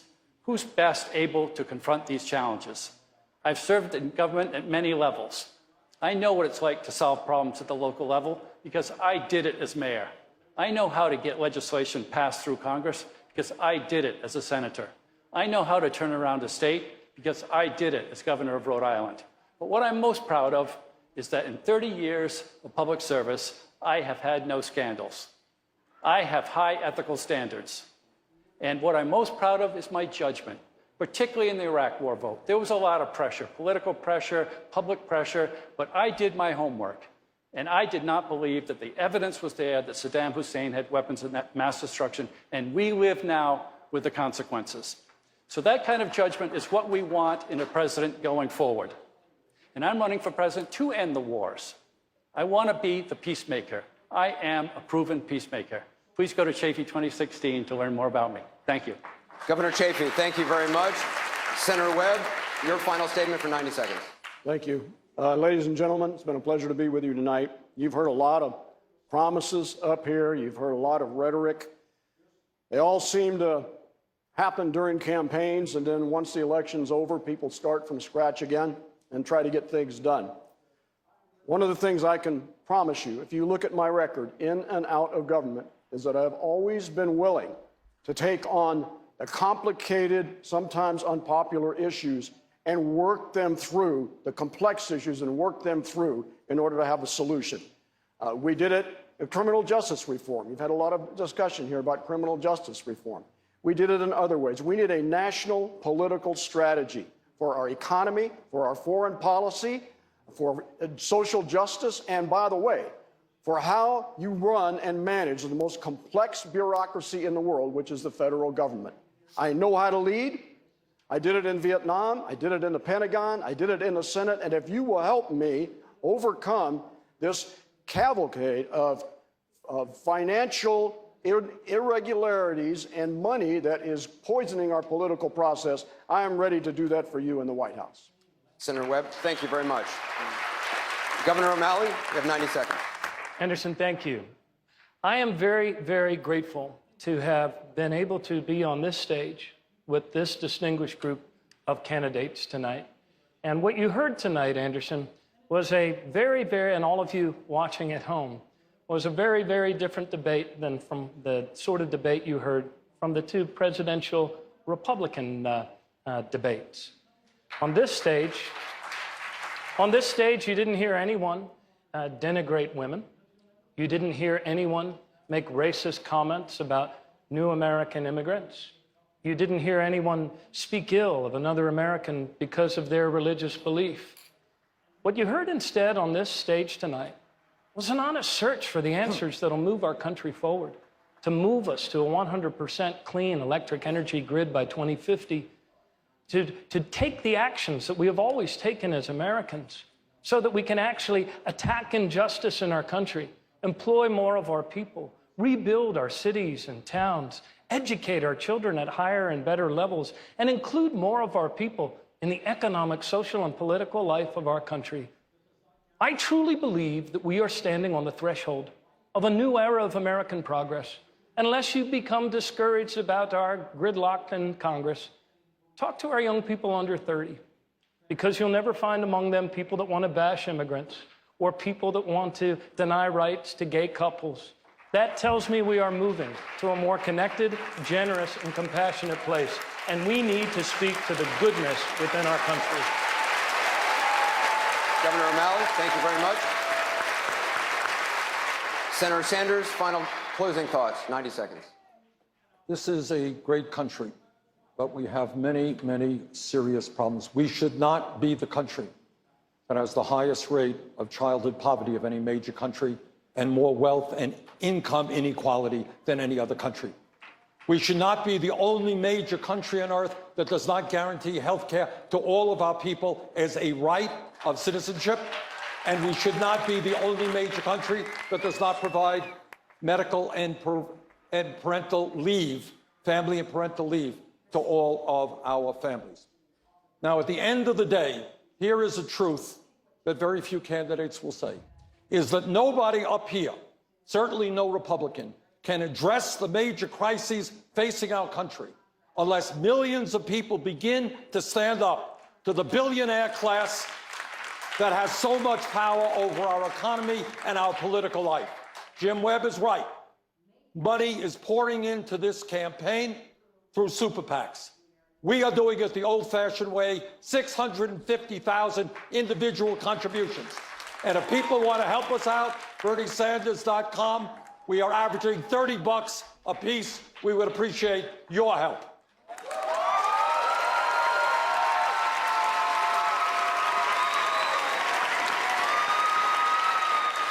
Secretary Clinton. Thank you very much, Anderson, and thanks to all the viewers who tuned in tonight. I think what you did see is that in this debate, we tried to deal with some of the very tough issues facing our country. That's in stark contrast to the Republicans who are currently running for president. What you have to ask yourself is who amongst us has the vision for actually making the changes that are going to improve the lives of the American people, who has the tenacity and the ability and the proven track record of getting that done. Now, I revere my late mother, and she gave me a lot of good advice, but one of the best pieces of advice she gave me was, you know, the issue is not whether or not you get knocked down, it's whether you get back up. America's been knocked down. That Great Recession, 9 million people lost their jobs. 5 million lost their homes. $13 trillion in wealth disappeared. And although we've made progress, we're standing but not running the way America needs to. My mission as president will be to raise incomes for hardworking middle-class families and to make sure that we get back to the basic bargain I was raised with. If you work hard and you do your part, you should be able to get ahead and stay ahead. Please join me in this campaign. Please come and make it clear that America's best days are still ahead. Thank you very much.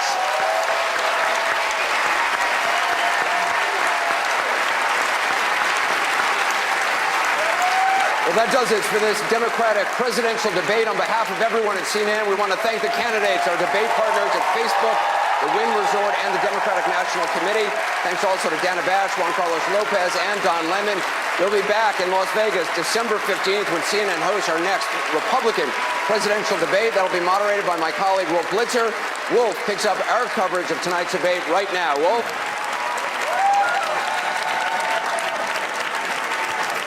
Anderson, thanks very much. We've just seen the Democratic candidates go all out in this, their first presidential debate. They're still up there on the stage as we begin our special edition of AC 360. The excitement can still be felt here in the debate hall.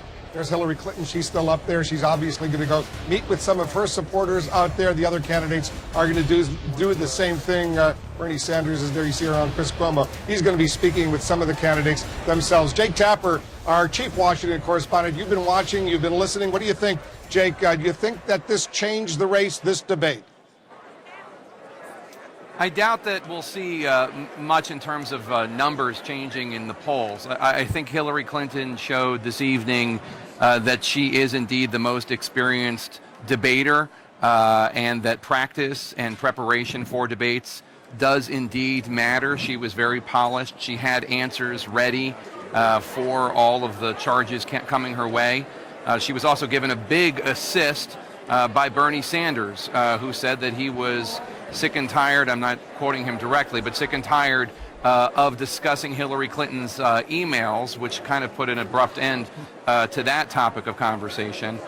Bernie Sanders, as I understand it, is already sending out fundraising emails on that issue, on that moment. But I think Sanders obviously showing his fans out there the issues that he has been fighting for decades. Both of them had good nights, but I don't think it's going to shake the race up too much. I thought Martin O'Malley had a decent night as well, but the question is there a reason for the majority, or at least plurality, of Democrats who support Hillary Clinton or Bernie Sanders, I guess, to jump to him? Chafee and Webb, I did not think were tremendous factors, and I would be surprised if both of them were around for much longer in terms of their candidacies. Doesn't look like these candidates are anxious to get out of this room. There you see Bernie Sanders. He's going to go speak with some of his supporters who are clearly out there. You saw Hillary Clinton. She's speaking with some of hers. The other candidates still up there on the stage trying to assess what's going on. She looks pretty happy right now. Hillary Clinton, after this 2-hour debate, there you see Bernie Sanders and his wife. They see relatively pleased as well. John King is with us. John, did Hillary Clinton do tonight what she needed to do? I'll say first and foremost, her team is ecstatic. They believe that she showed the poise that she needed to show, that she looked more presidential than her peers. And what they liked the most was, A, that she had a sense of humor at times, but she was also not afraid to mix it up. I think the one surprise in this debate was very early on when she and Senator Sanders did get into it. Over guns was one of the issues, other issues as well. Not personal in any way, but it got a little feisty there for a little bit.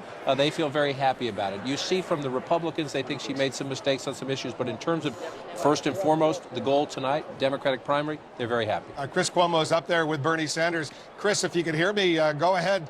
Talk to the Vermont senator. Are you, Senator Sanders, how are you? I saw you backstage right before the closing statements. You seemed like you were in a quiet moment. You were getting your thoughts together. Where was your head in that moment? Well, my head was at trying to make the case in the short period of time that we have that if the middle class of this country is going to survive, if we're going to deal with income and wealth inequality, we need some very profound changes to the way we do business in this country. You harped on substance from the beginning about what you wanted this debate to be about. There was a lot of substance in it, I think, by all accounts, but the line of the night probably came from you and what people are calling a gift to Hillary Clinton. Enough with your damn email. What motivated that? Well, what motivated that is that I think the American people want substantive discussions on substantive issues. Look, the middle class of this country is disappearing.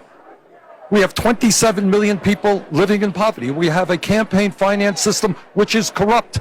The rich are getting richer, everybody else is getting poorer. Those are the issues that the American people want discussed. There is a process in place for the email situation that Hillary Clinton is dealing with. Let it play itself out. But as a nation, let us start focusing on why it is that so few have so much and so many have so little. Others would have chosen to play to advantage. You did not because? Because I think it was the right thing to do. I think the American people want substantive debate on the real issues that are affecting their families. Do you think you overcame questions that people have as to the how with some of your plans and to the what when it comes to how you describe yourself politically, Democrat, socialist? Absolutely. I mean, I hope I did. I can't say that I did. We are paying for every public policy idea that we've brought forth. I think overwhelmingly the American people do believe that we have to rebuild our crumbling infrastructure and create millions of jobs doing that, and that we pay for that by doing away with outrageous tax breaks that corporate America is getting. The American people do understand that we have got to treat public colleges and universities tuition-free so that all of our young people have the opportunity to go to college regardless of their income. People are disgusted. I can't tell you, Chris, whether they're Republicans, Democrats, moderates, progressives, people are disgusted with a campaign finance system that allows billionaires to buy elections. What do you tell people to convince them that you can create the kind of large-scale, sweeping change that you're asking for? Nobody's asking to do as much as you are. What do you tell them about how you can get it done? What I can tell them is that tonight there are probably 100,000 people at house parties as part of the Bernie Sanders campaign. We have brought out some of the largest crowds that people have seen in many, many years, that there is a level of energy and enthusiasm in our campaign that we're not seeing elsewhere. People are ready for a political revolution. They're ready to transform America, and that's what our campaign is about. Now, this is going to be a tough question for you, but the word is that the crowds are actually coming out to see Jane. Are you okay with that? She's here now. Well, there was a lot of time where it started on you, the camera, then went to Jane. Are you comfortable with that? But more importantly, I'd rather hear from Jane. How do you feel your man did tonight? Awesome. I think he did great. You know, he just speaks the truth. He comes from principle. He knows what he believes, and he just put it out there. I grew up in situations watching a wife worry about what the husband would do to help and hurt his situation on stage in situations like this. How did you feel before? How do you feel now? I felt nervous before, and surprised at how quickly it went tonight. I turned to my son and said, "Wait, it's closing arguments already?" So it was great.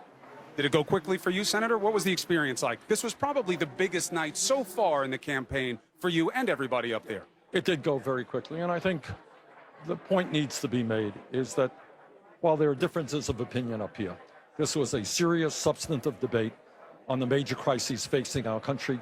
unlike the Republican debate, which was name calling and, it seemed like a food fight rather than a substantive debate. Biggest thing that got left on the table tonight that you still want to address with the American people? Income and wealth inequality. I don't think we spent enough time on that. To my mind, this is the great moral issue. It's the great economic issue. It's the great political issue. We should not be living in a country, Chris, where the top 1/10% owns almost as much wealth as the bottom 90%.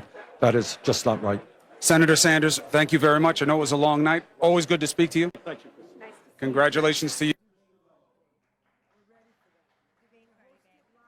Yeah. Oh, look at that. CNN cut it off. The debate party. The debate party. CNN is cut off the stream. Great debate, folks. Awesome. I think Bernie made the grade, man. Made the grade. So we're hanging out. This is Burbank for Bernie, the debate party. We've got speakers talking. We've got lots of folks energized over the debate. We're hanging out. We're going to wrap it up. Great debate, folks. That was awesome. I think we're going to see an uptick with Bernie tomorrow in the polls. Next couple of days, we're going to see, I say 5 points. 5 points up for Bernie and 5 points down for Hillary. They did. I think they were. Gosh, she's a hell of a debater. Hillary is a hell of a debater, but she's full of shit. Just the truth. And we'll see. Thanks for joining in, guys. It's been fun. We'll see you next time. I'm going to hang out. Enjoy Burbank for Bernie. Peace.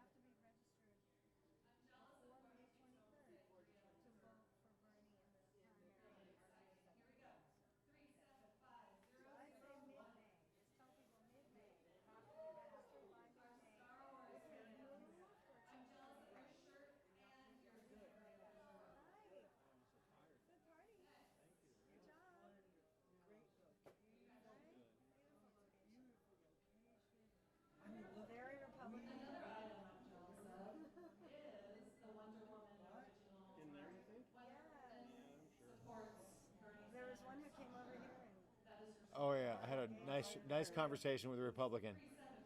It's fun.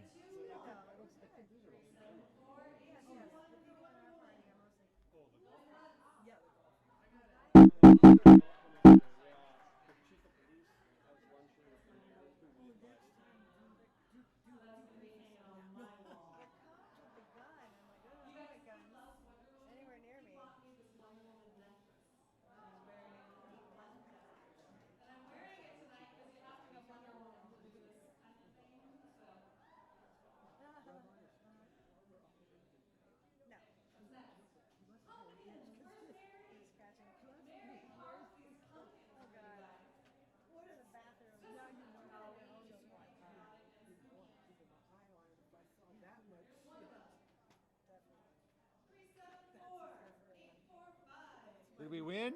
We won. You want to pack up? Did we win a? We won. You want to pack up? Oh, yes.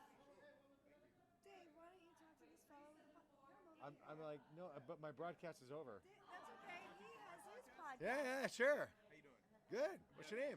Devin. Devin, how are you? Devin? Devin. Devin. Devin, honey. V-O-N. Good. Okay, guess. How are you? I'm good. Dave, I'm Dave. Dave. So you're here working on a podcast as well? Sort of, yes. A video podcast. Video podcast. Okay.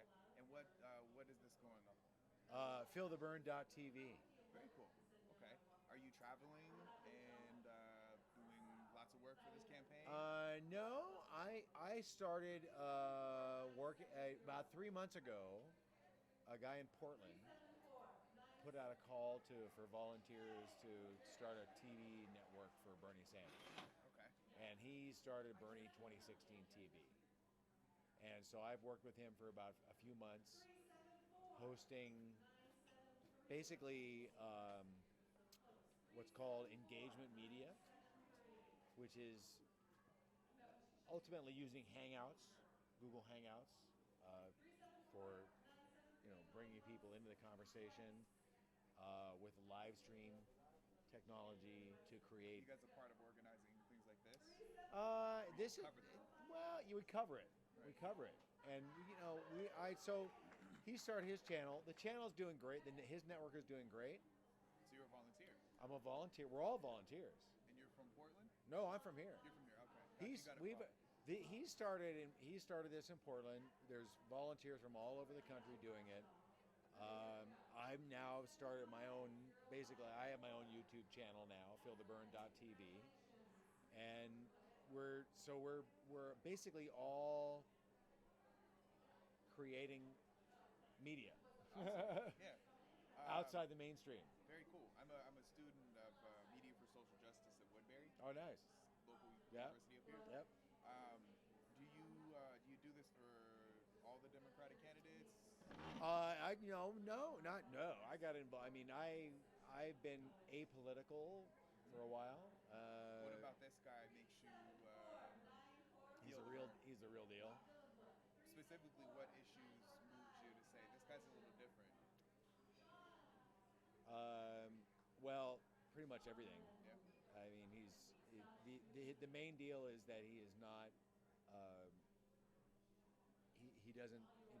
His net worth is literally $500,000 compared to Hillary's $51 million. Yeah. So he is literally not for sale. No super PAC money, only individual investors. I've been following Bernie Sanders as a senator for a long time. I've got involved in politics when Kucinich ran. Wow, okay. I was one of the many people that sort of encouraged him to run at that point, and I was behind him. So I'm a liberal. I'm an unabashed liberal. I believe that's the way that our country has thrived and prospered. So when he ran, I got involved. That obviously was So Bernie Sanders has the gravitas, the record to actually stand behind what he says. I mean, I listened to Hillary and her shifts over to the left, which is, there's a great article in Rolling Stone this week by Matt Taibbi talking about the Clintons and how they basically just lie to the populace and tell them that we're going to do this. They run to the left, and as soon as they're in, they're going to shift over to the right, which is it's basically what happens in politics. I don't get that with Sanders. I don't think that's the case. I think he believes what he says what he believes what he says, and he doesn't have to shift anywhere. Right. Yeah. So that's why I got excited about him. When this guy John Ellis put out the call for people in the industry to create a network, I'm like, this is great. YouTube is there. We have the technology now to create this engagement type of media. There's many ways to get out the information, and we don't need the mainstream media. We use it basically as a sounding board. Now that mainstream media is basically, it's just like, oh, what is the establishment talking about? Right. You know? Do you feel like he's utilized new media better? Oh than yeah. other Oh, candidates before? absolutely. Reddit is his super PAC. Yeah. They said that today. Right. Reddit is his super PAC. That's totally true. Yeah. This is the Western Spring. The Arab Spring was through Twitter. The revolutions happen imagine what a first world country can do with Twitter, yeah. Which is what's happening. And the establishment media they're completely bamboozled by what's going on. Yeah. They don't get it. They don't understand. They're completely absorbed with Trump because he's such the media figure, whereas Bernie is, right. He's low key. Right. I worry that Bernie is the liberal Trump. Yeah. To make Hillary seem tolerable. Sure. Well, that's what the mainstream wants you to think, for sure. And to some degree, I think it's correct, because you have people in both parties that are disaffected with the establishment and how things are working. Why is there still why has Hillary been the shoo-in? Why is there such an assumption that she's just gonna do it? Why is that so popular? The DNC is, every Clintonista out there is. What I found interesting today is a story today was that Biden doesn't need to get into the race now.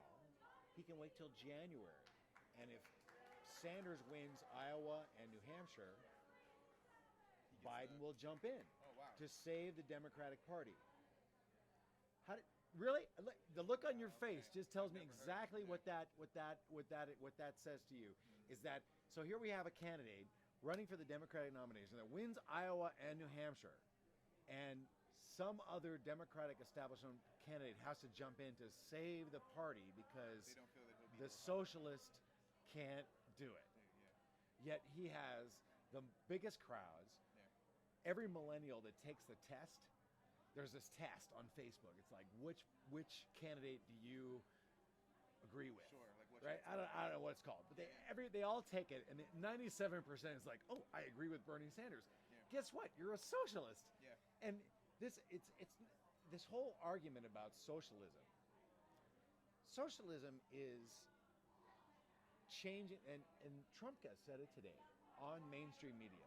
He was asked, what are you looking for with these candidates today? The Trumka, the head of the AFL-CIO, labor, said what we're looking for is a candidate who will change the rules to benefit working.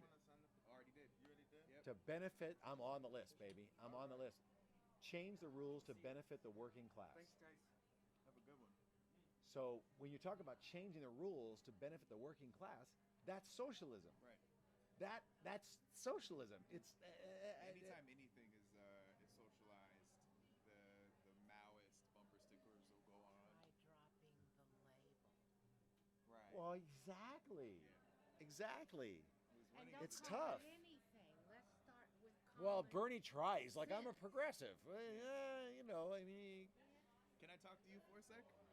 Absolutely. I'm a student. Go on. I'm a student of media justice at Media for Social Justice at Woodbury. It's a university in Burbank. Can you tell me your name? Adrian Adrian Anderson. Anderson. Hensley. Hensley. Okay. And